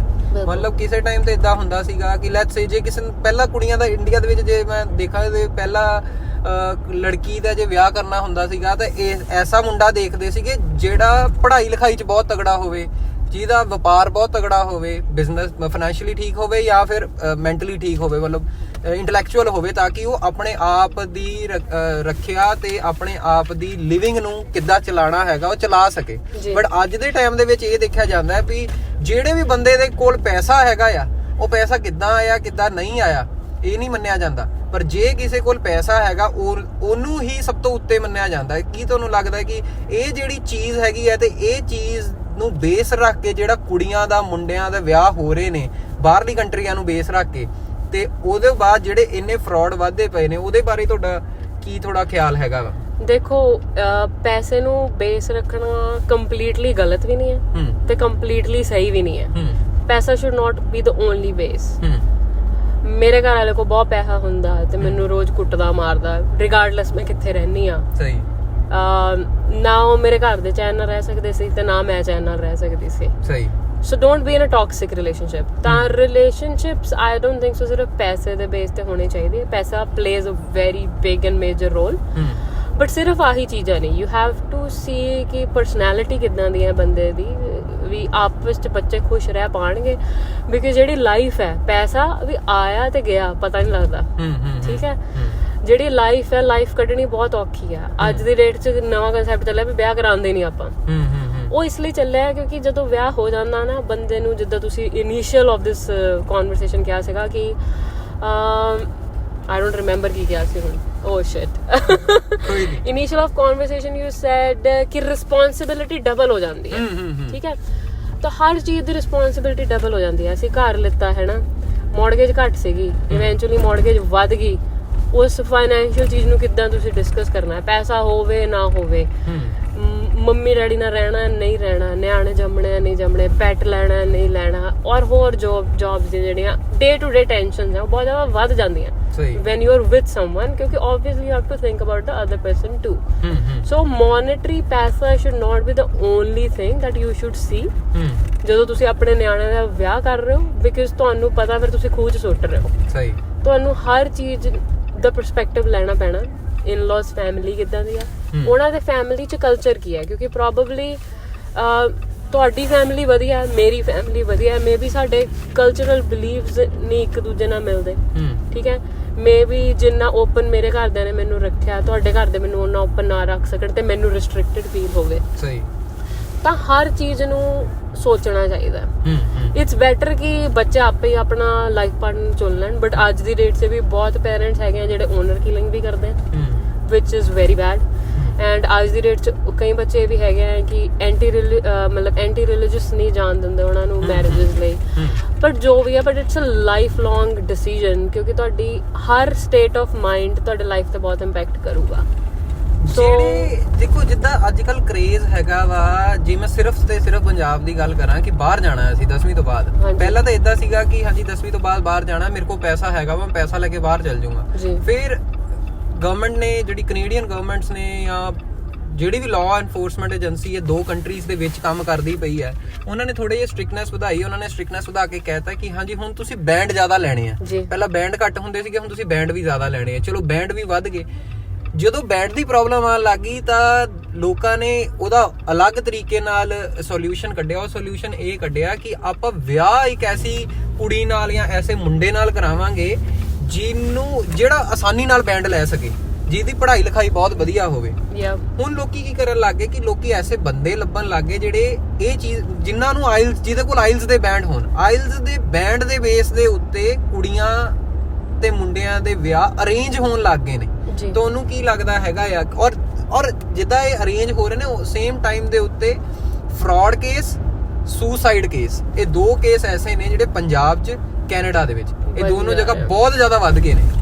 ਤੇ ਤੁਸੀਂ ਕੀ ਕਹਿਣਾ ਚਾਹੁੰਦੇ ਹੋ ਇਸ ਪੁਆਇੰਟ ਦੇ ਉੱਤੇ ਕਿ ਪੇਰੈਂਟਸ ਲਈ ਕੀ, ਕਿਉਂਕਿ ਮੈਂ ਹੁਣ ਇਸ ਪੁਆਇੰਟ ਦੇ ਉੱਤੇ ਮੈਂ ਬੱਚਿਆਂ ਲਈ ਤਾਂ ਕੋਈ ਆਪਾਂ ਡਿਸੀਜਨ ਲੈ ਨਹੀਂ ਸਕਦੇ, ਕਿਉਂਕਿ ਇਹ ਟੋਟਲ ਡਿਸੀਜਨ ਪੇਰੈਂਟਸ ਦਾ ਵਾ। ਪੇਰੈਂਟਸ ਹੀ, ਫੈਮਿਲੀਜ਼ ਹੀ ਇਨਵੋਲਵ ਹੋ ਗਈਆਂ ਜਦ ਮੋਨੀਟਰੀ ਟਰਮਸ ਦੇ ਵਿੱਚ ਗੱਲ ਆ ਗਈ। ਪੇਰੈਂਟਸ ਲਈ ਮੇਰਾ ਇੱਕ ਬਹੁਤ ਵਧੀਆ ਓਪੀਨੀਅਨ ਇਹ ਹੈਗਾ ਜੀ ਕਿ ਸਪੋਜ਼ ਕਰੋ ਤੁਹਾਡਾ ਮੁੰਡਾ ਕਹਿੰਦਾ ਹੈ ਕਿ ਜੇ ਮੈਂ ਆਸਟ੍ਰੇਲੀਆ ਜਾਣਾ ਜੀ, ਬੈਂਡ ਉਹਦੇ ਆ ਨਹੀਂ ਰਹੇ ਜੀ, ਠੀਕ ਹੈ, ਪੈਸਾ ਤੁਹਾਡਾ ਜੀ, ਤੁਸੀਂ ਆਪਣੇ ਮੁੰਡੇ ਨੂੰ ਕਹੋ ਆਸਟ੍ਰੇਲੀਆ ਜਾਣ ਦੀ ਜੇ ਤੂੰ ਇੱਛਾ ਰੱਖਦਾ ਤੂੰ ਬੈਂਡ ਲਿਆ ਜੀ। ਜੇ ਤੂੰ ਇੰਨਾ ਪੈਸ਼ਨੇਟ ਹੈਗਾ, he or she will work hard ਜੀ to get where he or she wants to be। ਸਹੀ, ਠੀਕ ਹੈ। ਜੇ ਨਹੀਂ ਹੋ ਪਾ ਰਿਹਾ, ਇੰਡੀਆ ਰਹੋ। ਕਿਉਂਕਿ ਜਦੋਂ ਮੈਂ ਕੈਨੇਡਾ ਆਈ ਸੀ, ਜਿੱਦਾਂ ਮੈਂ ਤੁਹਾਨੂੰ ਦੱਸਿਆ ਕਿ ਮੇਰੀ ਫੀਸ ਮੇਰੇ ਘਰਦਿਆਂ ਨੇ ਭਰੀ ਜੀ, ਮੇਰੇ ਘਰ ਦੇ ਮੇਰੀ ਫੀਸ ਨਾ ਭਰਦੇ ਮੈਂ ਕੈਨੇਡਾ ਆ ਹੀ ਨਹੀਂ ਸੀ ਸਕਦੀ। ਬੈਂਡ ਚਾਹੇ ਮੇਰੇ 9 ਆਏ ਹੁੰਦੇ, 8 ਆਏ ਹੁੰਦੇ, doesn't matter। ਸੋ ਖੂਹ 'ਚ ਨਾ ਸੁੱਟੋ ਆਪਣੇ ਨਿਆਣਿਆਂ ਨੂੰ, ਥੋੜਾ ਸੈਂਸਿਬਲ ਬਣੋ। ਉਹਨਾਂ ਨੂੰ ਵੀ ਪੁੱਛੋ, ਕਿਉਂਕਿ ਬੈਂਡ ਲੈਣਾ ਇਜ਼ ਅ ਵੈਰੀ ਛੋਟਾ ਡਿਸੀਜਨ ਇਨ ਲਾਈਫ 'ਚ। ਜਦੋਂ ਬੰਦਾ ਵੱਡਾ ਹੋ ਜਾਂਦਾ, ਹੋਰ ਪਤਾ ਨਹੀਂ ਕਿਹੜੇ ਡਿਸੀਜਨ ਲੈਣੇ ਪੈਂਦੇ ਆ, ਤੇ ਤੁਸੀਂ ਇੰਨੀ ਛੇਤੀ ਡਗਮਗਾ ਗਏ ਕਿ ਅਸੀਂ ਕਿਸੇ ਹੋਰ ਦਾ ਸਹਾਰਾ ਲੈ ਲੈਂਦੇ ਆ। How wood you face the challenges of your life? So don't do it. Simple ਜੀ ਗੱਲ ਹੈ। ਮਤਲਬ ਹਾਂ, ਜੇ ਮੀਆਂ ਬੀਬੀ ਰਾਜੀ, ਕਿਆ ਕਰੇਗਾ ਕਾਜੀ, that's a different story. But ਇਸ ਬੇਸ ਤੇ ਵਿਆਹ ਨਹੀਂ ਹੋਣੇ ਚਾਹੀਦੇ। ਇੱਕ ਹੋਰ ਚੀਜ਼ ਦੀਦੀ ਕਿ ਯੂਜੂਅਲੀ ਲੋਕੀ ਇਦਾਂ ਕਹਿੰਦੇ ਆ ਕਿ ਜਿੱਦਾਂ ਕੈਨੇਡਾ, ਅਮਰੀਕਾ ਜਾਂ ਕੋਈ ਵੀ ਫੋਰਨ ਦੀ ਕੰਟਰੀ ਹੈਗੀ ਆ ਐਕਸੈਪਟ ਇੰਡੀਆ, ਕਿਉਂਕਿ ਇੰਡੀਆ ਨੋ ਡਾਊਟ ਇੰਡੀਆ ਵੀ ਇਹ ਚੀਜ਼ਾਂ ਸਿਖਾਉਂਦੀ ਹੈ ਵੀ ਅਸੀਂ ਆਪ ਨਹੀਂ ਇਹ ਚੀਜ਼ਾਂ ਸਿੱਖਣੀ ਚਾਹੁੰਦੇ, ਕਿਉਂਕਿ ਉੱਥੇ ਸਾਨੂੰ ਲੱਗਦਾ ਕਿ ਇਹ ਸਾਡੀ ਕੰਟਰੀ ਆ, ਅਸੀਂ ਕਿਉਂ ਚੀਜ਼ ਉਹ ਕਰੀਏ, ਰਾਈਟ। ਤੇ ਬਾਹਰਲੀ ਕੰਟਰੀ 'ਚ ਆ ਕੇ ਸਾਨੂੰ ਇਹ ਲੱਗਦਾ ਕਿ ਇਹ ਸਾਡੀ ਕੰਟਰੀ ਨਹੀਂ ਹੈਗੀ, ਕਿ ਕੋਈ ਸਾਨੂੰ ਦੇਖੂਗਾ ਤੇ ਬੋਲੂਗਾ, ਫਾਈਨ ਕਰੂਗਾ, 100 ਚੀਜ਼ਾਂ, ਤੇ ਤਾਂ ਕਰਕੇ ਆਪਾਂ ਉਹ ਚੀਜ਼ਾਂ ਓਬੇ ਕਰਦੇ ਹਾਂ ਦੂਸਰੀ ਕੰਟਰੀਜ਼ ਦੀ। ਪੁਆਇੰਟ ਇਹ ਹੈਗਾ ਕਿ ਜੇ ਲੈਟਸ ਸੇ ਕਿ ਜਿੱਦਾਂ ਹੁਣ ਮੈਨੂੰ 8 ਸਾਲ ਹੋ ਗਏ ਨੇ, ਬਟ ਮੈਂ ਹੁਣ ਇਹ ਸੋਚ ਰਿਹਾ ਕਿ ਯਾਰ ਕਿ ਮੈਂ ਵਾਪਸ ਚਲੇ ਜਾਵਾਂ ਇੰਡੀਆ, ਕਿਉਂਕਿ ਮੈਨੂੰ ਇਹ ਦਿਖ ਰਿਹਾ ਕਿ ਜਿਸ ਹਿਸਾਬ ਦੀ ਇੱਥੇ ਇਨਫਲੇਸ਼ਨ ਹੈਗੀ ਆ, ਇੰਨੀ ਮਹਿੰਗਾਈ ਹੈਗੀ ਆ, ਮੈਨੂੰ ਇਹ ਦਿਖਦਾ ਵੀ ਇੰਨੇ ਪੈਸਿਆਂ ਦੇ ਵਿੱਚ ਜਿੰਨਾ ਮੈਂ ਇੱਥੇ ਇੱਕ ਬਿਜ਼ਨਸ ਫੁੱਲ ਰਿਸਕ ਦੇ ਉੱਤੇ ਸ਼ੁਰੂ ਕਰਨਾ ਹੈ, ਸੇਮ ਪੈਸਿਆਂ 'ਚ ਮੈਂ ਇੰਡੀਆ 'ਚ ਸ਼ਾਇਦ 5 ਬਿਜ਼ਨਸ ਸ਼ੁਰੂ ਕਰਦਾ, ਸ਼ਾਇਦ ਮੈਂ 100 ਪੰਜਾਬੀ ਬੰਦਿਆਂ ਨੂੰ, 100 ਇੰਡੀਅਨ ਬੰਦਿਆਂ ਨੂੰ ਐਮਪਲੋਇਮੈਂਟ ਜਨਰੇਟ ਕਰਦਾ। ਬਿਲਕੁਲ, ਜੋ ਕਿ ਸਹੀ ਸੋਚਣਾ। ਬਟ ਪੁਆਇੰਟ ਇੱਥੇ ਦੀਦੀ ਇਹ ਪੈ ਜਾਂਦਾ ਵਾ ਕਿ ਜੇ ਮੈਂ ਇਦਾਂ ਸੋਚ ਵੀ ਰਿਹਾ ਜਾਂ ਕਈ ਵਾਰੀ ਪਤਾ ਕੀ, ਦੇਖੋ ਆਪਾਂ ਬਾਹਰਲੀ ਕੰਟਰੀਜ਼, ਮੈਂ ਜਿੱਦਾਂ ਸਟਾਰਟਿੰਗ ਦੇ ਵਿੱਚ ਕਿਹਾ ਸੀ, ਆਪਾਂ ਇੱਥੇ ਈਗੋ ਨੂੰ ਖਤਮ ਕਰਨ ਲਈ ਆਏ ਆ ਇੱਕ ਤਰੀਕੇ ਨਾਲ, ਕਿ ਜਿਹੜੀ ਇੰਡੀਆ ਦੇ ਵਿੱਚ ਆਪਣੇ ਕੋਲ ਜਾਂ ਪਿਛਲੀ ਕੰਟਰੀਜ਼ ਦੇ ਵਿੱਚ ਈਗੋ ਹੈਗੀ ਆ ਕਿ ਮੈਂ ਆਹ ਨਹੀਂ ਕਰਨਾ, ਮੈਂ ਉਹ ਨਹੀਂ ਕਰਨਾ, ਮੈਂ ਝਾੜੂ ਨਹੀਂ ਲਾਣਾ, ਮੈਂ ਫਲਾਣਾ ਨਹੀਂ ਕਰਨਾ, ਮੈਂ ਨਹੀਂ ਕਰਨਾ, ਮੈਂ ਬੰਦਾ ਰੱਖ ਕੇ ਕੰਮ ਕਰਾਉਂਗਾ, ਉਹ ਚੀਜ਼ ਆਪਾਂ ਇੱਥੇ ਬੇਸਿਕਲੀ ਖਤਮ ਕਰਨ ਆਏ ਸੀਗੇ। ਬਟ ਹੁਣ ਕੀ ਹੋਇਆ ਵਾ ਕਿ ਆਪਾਂ ਇੱਥੇ ਆ ਗਏ ਮੈਨੂੰ ਦਿਖ ਵੀ ਰਿਹਾ ਵਾ ਕਿ ਮੈਂ ਜੇ ਇੱਥੇ ਬਿਜ਼ਨਸ ਕਰੂੰਗਾ 10 ਸਾਲ ਬਾਅਦ ਵੀ ਤੇ ਉਹ ਬਿਜ਼ਨਸ ਨੇ ਸ਼ਾਇਦ ਫੇਲ ਹੋ ਜੇ, ਮਤਲਬ ਕਿ ਉਹਦੇ ਬਹੁਤ ਹਾਈ ਚਾਂਸ ਨੇ ਰਿਸਕ ਦੇ। ਕਿ ਉਹ ਦੂਸਰੀ ਗੱਲ ਮੈਨੂੰ ਇਹ ਵੀ ਪਤਾ ਕਿ ਉਹ ਰਿਸਕ ਤੋਂ ਬਾਅਦ ਮੇਰੇ ਕੋਲ ਜਿਹੜੀ ਕੈਪੀਟਲ ਹੈਗੀ ਹੈ, ਜਿਹੜਾ ਬੂਟ ਅਮਾਉਂਟ ਹੈਗੀ, ਕੁਝ ਵੀ ਨਹੀਂ ਹੋਣੀ, ਮੈਨੂੰ ਫੇਰ ਜ਼ੀਰੋ ਤੋਂ ਸ਼ੁਰੂ ਕਰਨੀ ਪੈਣੀ ਉਹ ਚੀਜ਼। ਇਹ ਪੁਆਇੰਟ ਦੇ ਉੱਤੇ ਜੇ ਮੈਂ ਇਹ ਸੋਚਦਾ ਹੈਗਾ ਆ ਕਿ ਮੈਂ ਯਾਰ ਇੰਡੀਆ ਦੇ ਵਿੱਚ ਜਾ ਕੇ ਮੈਂ ਬਿਜ਼ਨਸ ਸ਼ੁਰੂ ਕਰਦਾ, ਮੈਂ ਉੱਥੇ ਇਨਵੈਸਟਮੈਂਟ ਕਰਦਾ, ਉਹਦਾ ਨਾ ਇੱਕ ਫਾਇਦਾ ਜਿਹੜਾ ਮੈਨੂੰ ਦਿਖਦਾ ਉਹ ਇਹ ਹੈ ਕਿ ਜੇ ਉਹ ਬਿਜ਼ਨਸ ਇੱਥੇ 100,000 ਚ ਸ਼ੁਰੂ ਹੋਣਾ, ਸੇਮ ਅਮਾਉਂਟ ਦਾ ਬਿਜ਼ਨਸ ਇੰਡੀਆ ਚ 50,000 ਦੇ ਵਿੱਚ ਸ਼ੁਰੂ ਹੋ ਜਾਣਾ, ਅੱਧ ਅਮਾਉਂਟ ਦੇ ਵਿੱਚ ਹੋਪਫੁਲੀ ਉਹ ਸ਼ੁਰੂ ਹੋ ਜਾਊਗਾ, 60% ਚ ਹੋ ਜਾਊਗਾ, ਮਤਲਬ 100 ਦਾ 100 ਨਹੀਂ ਲੱਗਦਾ ਇੰਡੀਆ ਦੇ ਵਿੱਚ। ਤਾਂ ਉਹਨੂੰ ਕੀ ਲੱਗਦਾ ਹੈ ਕਿ ਮੈਨੂੰ ਉਹ ਡਿਸੀਜਨ ਲੈ ਲੈਣਾ ਚਾਹੀਦਾ, ਕਿਉਂਕਿ ਯੂਜੂਅਲੀ ਫਿਰ ਮੇਰੇ ਸਬਕੌਂਸ਼ੀਅਸ ਮਾਈਂਡ 'ਚ ਇਹ ਹੋ ਜਾਊਗਾ ਯਾਰ 10 ਸਾਲ ਮੈਂ ਇੱਥੇ ਰਹਿ ਲਿਆ, ਮੈਨੂੰ ਲੋਕੀ ਕੀ ਕਹਿਣਗੇ, ਉਹ ਕਹੂਗੇ ਤੂੰ 10 ਸਾਲ ਕੈਨੇਡਾ 'ਚ ਕਰਦਾ ਕੀ ਪਿਆ ਸੀਗਾ, ਤੂੰ ਇੱਥੇ ਆ ਗਿਆ ਵਾਪਸ, ਇਹ ਤੋਂ ਚੰਗਾ ਤੂੰ ਜਾਂਦਾ ਹੀ ਨਾ, ਤੂੰ ਇੰਨੇ ਪੈਸੇ ਖਰਾਬ ਕੀਤੇ, ਇੰਨਾ ਟਾਈਮ ਖਰਾਬ ਕੀਤਾ। ਤਾਂ ਉਹਨੂੰ ਕੀ ਲੱਗਦਾ ਕਿ ਉਹ ਡਿਸੀਜਨ ਕਿੱਦਾਂ ਲਿੱਤਾ ਜਾਵੇ ਨਾ ਲਿੱਤਾ ਜਾਵੇ, ਕੀ ਕੀਤਾ ਜਾਵੇ? ਐਕਚੁਅਲੀ ਤਾਂ ਪਹਿਲਾਂ ਇਹ ਡਿਸੀਜਨ ਬਹੁਤ ਹੀ ਕਾਮਨ ਸੀਗੇ। ਤੁਸੀਂ ਸੁਣਿਆ ਹੋਣਾ NRI ਵਰਡ ਜੀ, ਠੀਕ ਹੈ। NRI ਵਰਡ ਉਹਨਾਂ ਲੋਕਾਂ ਲਈ ਫੇਮਸ ਹੋਇਆ ਸੀਗਾ ਜਿਹੜੇ ਬਾਹਰਲੇ ਮੁਲਕਾਂ ਤੋਂ ਆ ਕੇ ਇੱਥੇ ਇੰਡੀਆ ਵਾਪਸ ਆ ਕੇ ਉਹਨਾਂ ਨੇ ਇੰਡੀਆ ਸਾਰਾ ਕੁਝ ਸ਼ੁਰੂ ਕੀਤਾ ਦੁਬਾਰਾ ਤੋਂ। ਸਹੀ ਹੋ ਗਿਆ। ਡੈਫੀਨਿਟਲੀ ਇੰਡੀਆ ਬਿਜ਼ਨਸ ਸ਼ੁਰੂ ਕਰਨਾ is way easier than this, because ਇੱਥੇ ਦੇ ਜਿਹੜੇ ਸਟ੍ਰੈਸ ਟੈਸਟ ਹੈ ਉਹ ਬਹੁਤ ਜ਼ਿਆਦਾ ਹਾਈ ਹੈ। ਇਨਫਲੇਸ਼ਨ ਤੇ ਇੰਟਰਸਟ ਰੇਟ ਵਧਣ ਦੇ ਕਰਕੇ ਸਟ੍ਰੈਸ ਟੈਸਟ ਹੋਰ ਵੀ ਹਾਈ ਹੋ ਚੁੱਕਾ ਹੈ। ਸਹੀ ਹੋ ਗਿਆ, ਠੀਕ ਹੈ। And then you don't have any support as in labour. ਹੁਣ ਇੰਡੀਆ ਦੇ ਵਿੱਚ ਪੋਪੂਲੇਸ਼ਨ ਹੀ ਇੰਨੀ ਜ਼ਿਆਦਾ ਹੈ ਕਿ you can easily get labour in the rate you want। ਇੱਥੇ ਤੁਹਾਨੂੰ ਮਿਨੀਮਮ ਪੇ ਓਨਟਾਰੀਓ ਦੇ ਵਿੱਚ ਜੇ ਤੁਸੀਂ ਬਿਜ਼ਨਸ ਖੋਲਦੇ ਤੁਹਾਨੂੰ $15 ਤਾਂ ਦੇਣੇ ਹੀ ਪੈਣੇ। ਐਂਡ ਟੈਕਨੀਕਲੀ ਤੁਸੀਂ ਆਪਣਾ ਖਰਚਾ ਵੀ ਉੱਥੋਂ ਹੀ ਕੱਢਣਾ, ਆਪਣਾ ਖਰਚਾ ਵੀ ਹੈਗਾ, ਗੱਡੀਆਂ ਵੀ ਹੈਗੀਆਂ, ਬਿਜ਼ਨਸ ਵੀ ਚਲਾਉਣਾ, ਬਿਜ਼ਨਸ ਦੀ ਲੀਸ ਵੀ ਦੇਣੀ ਹੈ, ਹਰ ਚੀਜ਼। ਇੱਥੇ ਫੈਕਟਰਸ ਬਹੁਤ ਜ਼ਿਆਦਾ ਵੱਧ ਜਾਂਦੇ ਆ, ਇੰਡੀਆ ਉਹਨੇ ਫੈਕਟਰਸ ਹੈ ਨਹੀਂਗੇ। ਇੰਡੀਆ ਦੇ ਵਿੱਚ ਲੋਨ ਤੇ ਜਿਹੜਾ ਇੰਟਰਸਟ ਹੈਗਾ ਉਹ ਵੀ ਘੱਟ ਹੈ, ਲੋਨ ਦਾ ਟਾਈਮ ਪੀਰੀਅਡ ਵੀ ਸ਼ਾਰਟ ਹੈ, ਤੇ ਲੇਬਰ ਵੀ ਸਸਤੀ ਹੈ, and ਤੁਹਾਨੂੰ ਹੈਲਪ ਵੀ ਹਰ ਤਰੀਕੇ ਦੀ ਹੈਗੀ ਹੈ। ਸਹੀ ਹੋ ਗਿਆ। So definitely you don't have to think about nobody ਕਿ ਕੋਈ ਮੈਨੂੰ ਕਿਉਂ ਪੁੱਛੇਗਾ ਕਿ ਤੁਸੀਂ 10 ਸਾਲ ਕੀ ਕੀਤਾ ਕੀ ਨਹੀਂ ਕੀਤਾ। You have to think about yourself, because ਕੱਲ ਨੂੰ ਕਿਸੇ ਨੇ ਵੀ ਆ ਕੇ ਤੁਹਾਡੇ ਮੂੰਹ 'ਚ ਰੋਟੀ ਨਹੀਂ ਪਾਣੀ। ਤੁਸੀਂ ਕੈਨੇਡਾ ਬੈਠੇ ਹੋ ਤਾਂ ਵੀ ਤੁਸੀਂ ਆਪਣੇ ਮੂੰਹ 'ਚ ਰੋਟੀ ਆਪੇ ਪਾਣੀ ਹੈ, ਤੇ ਤੁਸੀਂ ਇੰਡੀਆ ਪਹੁੰਚ ਗਏ ਤਾਂ ਵੀ ਆਪਣੇ ਮੂੰਹ 'ਚ ਰੋਟੀ ਤੁਸੀਂ ਆਪੇ ਪਾਣੀ ਹੈ। ਸੋ ਡਿਸੀਜਨ ਬੇਸ਼ੱਕ ਇੱਥੇ ਰਹਿ ਕੇ ਬਿਜ਼ਨਸ ਕਰਨ ਦਾ ਵੀ ਸੋਚ ਲਓ, ਬਟ ਇੱਥੇ ਤੁਹਾਨੂੰ ਵਰਕ ਹਾਰਡ ਬਹੁਤ ਜ਼ਿਆਦਾ ਕਰਨਾ ਪੈਣਾ। ਐਂਡ ਜਦੋਂ ਤੁਸੀਂ ਜ਼ਿਆਦਾ ਵਰਕ ਹਾਰਡ ਕਰਦੇ ਹੋ eventually you get exhausted and you are burned up. ਜੇ ਤੁਸੀਂ ਉਸ ਚੀਜ਼ ਲਈ ਰੈਡੀ ਨਹੀਂ ਹੋ, ਬਿਕਾਜ਼ ਇੱਥੇ ਦਾ ਖਾਣਾ ਪੀਣਾ ਵੀ ਉਦਾਂ ਦਾ ਹੀ ਹੈ, ਸਾਨੂੰ ਰੈਡੀ ਨਹੀਂ ਕਰਦਾ। ਅੱਜ ਦੀ ਡੇਟ 'ਚ ਸਾਡੇ ਮਾਂ-ਪਿਓ ਅੱਜ ਦੀ ਡੇਟ 'ਚ ਵੀ ਸਾਡੇ ਤੋਂ ਕਿਤੇ ਜ਼ਿਆਦਾ ਕੰਮ ਕਰਦੇ ਆ। ਬਿਲਕੁਲ ਖਾਣਾ ਪੀਣਾ ਸਹੀ ਹੈ, এনवायरमेंट ਵਧੀਆ, ਸਟ੍ਰੈਸ ਫਰੀ ਹੈਗੇ ਆ ਥੋੜੇ ਬਹੁਤੇ, ਗੱਲ ਕਰਨ ਨੂੰ ਦੂਜਾ ਬੰਦਾ ਹੈਗਾ। ਸੋ definitely given that option to me, ਜੇ ਮੇਰਾ ਘਰ ਵਾਲਾ ਮੰਨ ਜੇ ਕਿਸੇ ਇੰਡੀਆ ਜਾ ਕੇ ਬਿਜ਼ਨਸ ਸ਼ੁਰੂ ਕਰਦੇ ਆ, ਮੈਂ ਅੱਜ ਹੀ ਆਪਣਾ ਸਾਰਾ ਬੋਰੀਆ ਬਿਸਤਰਾ ਪੈਕ ਕਰਕੇ ਇੰਡੀਆ ਜਾਣ ਨੂੰ ਤਿਆਰ ਹਾਂ। ਕਿਉਂ? ਨੰਬਰ ਆਫ ਓਪਰਚੁਨਿਟੀਜ਼ ਬਹੁਤ ਜ਼ਿਆਦਾ ਹੈ। ਇੰਨੀ ਪੋਪੂਲੇਸ਼ਨ ਹੋਣ ਦੇ ਕਰਕੇ India is going to be one of the last countries ਜਿੱਥੇ ਇਨਫਲੇਸ਼ਨ ਆਣੀ ਆ। ਵੈਸੇ ਵੀ ਇੰਡੀਆ ਇਕਨੋਮੀ ਪਹਿਲਾਂ 5ਵੇਂ ਨੰਬਰ ਤੇ ਸੀਗੇ, ਹੁਣ ਚੌਥੇ ਨੰਬਰ ਤੇ ਆ ਗਈ, ਉਹ ਤੀਸਰੇ ਨੰਬਰ ਤੇ ਜਾ ਰਹੀ ਹੈ ਇੰਡੀਅਨ ਇਕਨੋਮੀ। ਡੈਫੀਨਿਟਲੀ ਜਾਊਗੀ। ਉਹ ਕਹਿ ਰਹੇ ਨੇ ਕਿ 2047 ਤੱਕ, ਮਤਲਬ ਕਿ 100 ਸਾਲ ਹੋ ਜਾਣੇ ਇੰਡੀਆ ਨੂੰ ਆਜ਼ਾਦ ਹੋਏ ਨੂੰ, 2047 ਦੇ ਵਿੱਚ, 1947 ਚ ਆਜ਼ਾਦ ਹੋਇਆ, ਤੇ ਉਹ ਕਹਿੰਦੇ 100 ਸਾਲਾਂ ਦੇ ਵਿੱਚ ਇੰਡੀਆ ਅਮਰੀਕਾ ਨੂੰ 100% ਸਰਪਾਸ ਕਰੂਗਾ। ਤੁਹਾਨੂੰ ਕੀ ਲੱਗਦਾ ਕਿ ਹੋ ਸਕਦਾ ਹੈ? ਡੈਫੀਨਿਟਲੀ ਕਰੂਗਾ, ਕਿਉਂਕਿ ਮੈਂ ਆਪਣੀ ਕੰਟਰੀ ਇੰਡੀਆ ਨੂੰ ਇੰਪਰੂਵ ਹੁੰਦੇ ਦੇਖਿਆ ਇਨ ਐਵਰੀ ਐਸਪੈਕਟ। ਮੈਂ ਸਿੰਪਲ ਜਿਹੀ ਐਗਜ਼ਾਮਪਲ ਦਿੰਦੀ ਹਾਂ। ਇੱਥੇ ਅਸੀਂ ਟਿਮ ਹਾਰਟਨ ਜਾਂਦੇ ਹਾਂ, ਆਪਾਂ ਸੋਚਦੇ ਹਾਂ ਕੀ ਖਾਈਏ ਕੀ ਨਾ ਖਾਈਏ, ਇੱਥੇ $20 ਫਾਲਤੂ ਲੱਗਣੇ ਨਹੀਂ ਲੱਗਣੇ। ਇੰਡੀਆ ਦੀ ਡੇਟ 'ਚ ਅੱਜ ਤੁਸੀਂ ਰੈਗੂਲਰਲੀ ਕਾਮ ਸੜਕ ਤੇ ਜਾਂਦੇ ਹੋ, ਹਰ ਬੰਦਾ ਫੂਡ ਸਟਾਲ ਤੇ ਖੜਾ ਹੈ। ਇੰਡੀਆ ਕੋ ਪੈਸਾ ਹੀ ਪੈਸਾ ਹੋਇਆ ਪਿਆ, ਜਿੱਥੋਂ ਵੀ ਆ ਰਿਹਾ, ਜਿੱਦਾਂ ਵੀ ਆ ਰਿਹਾ। ਜਿੱਦਾਂ ਤੁਸੀਂ ਕਹਿੰਦੇ ਹੋ ਨਾ, ਡਜ਼ਨਟ ਮੈਟਰ ਕਿੱਥੋਂ ਆ ਰਿਹਾ, ਵਾਕਈ ਡਜ਼ਨਟ ਮੈਟਰ ਕਿੱਥੋਂ ਆ ਰਿਹਾ। But amazing, India is doing amazing, and I think India is going to be the last country that would have recession and inflation. I can drop you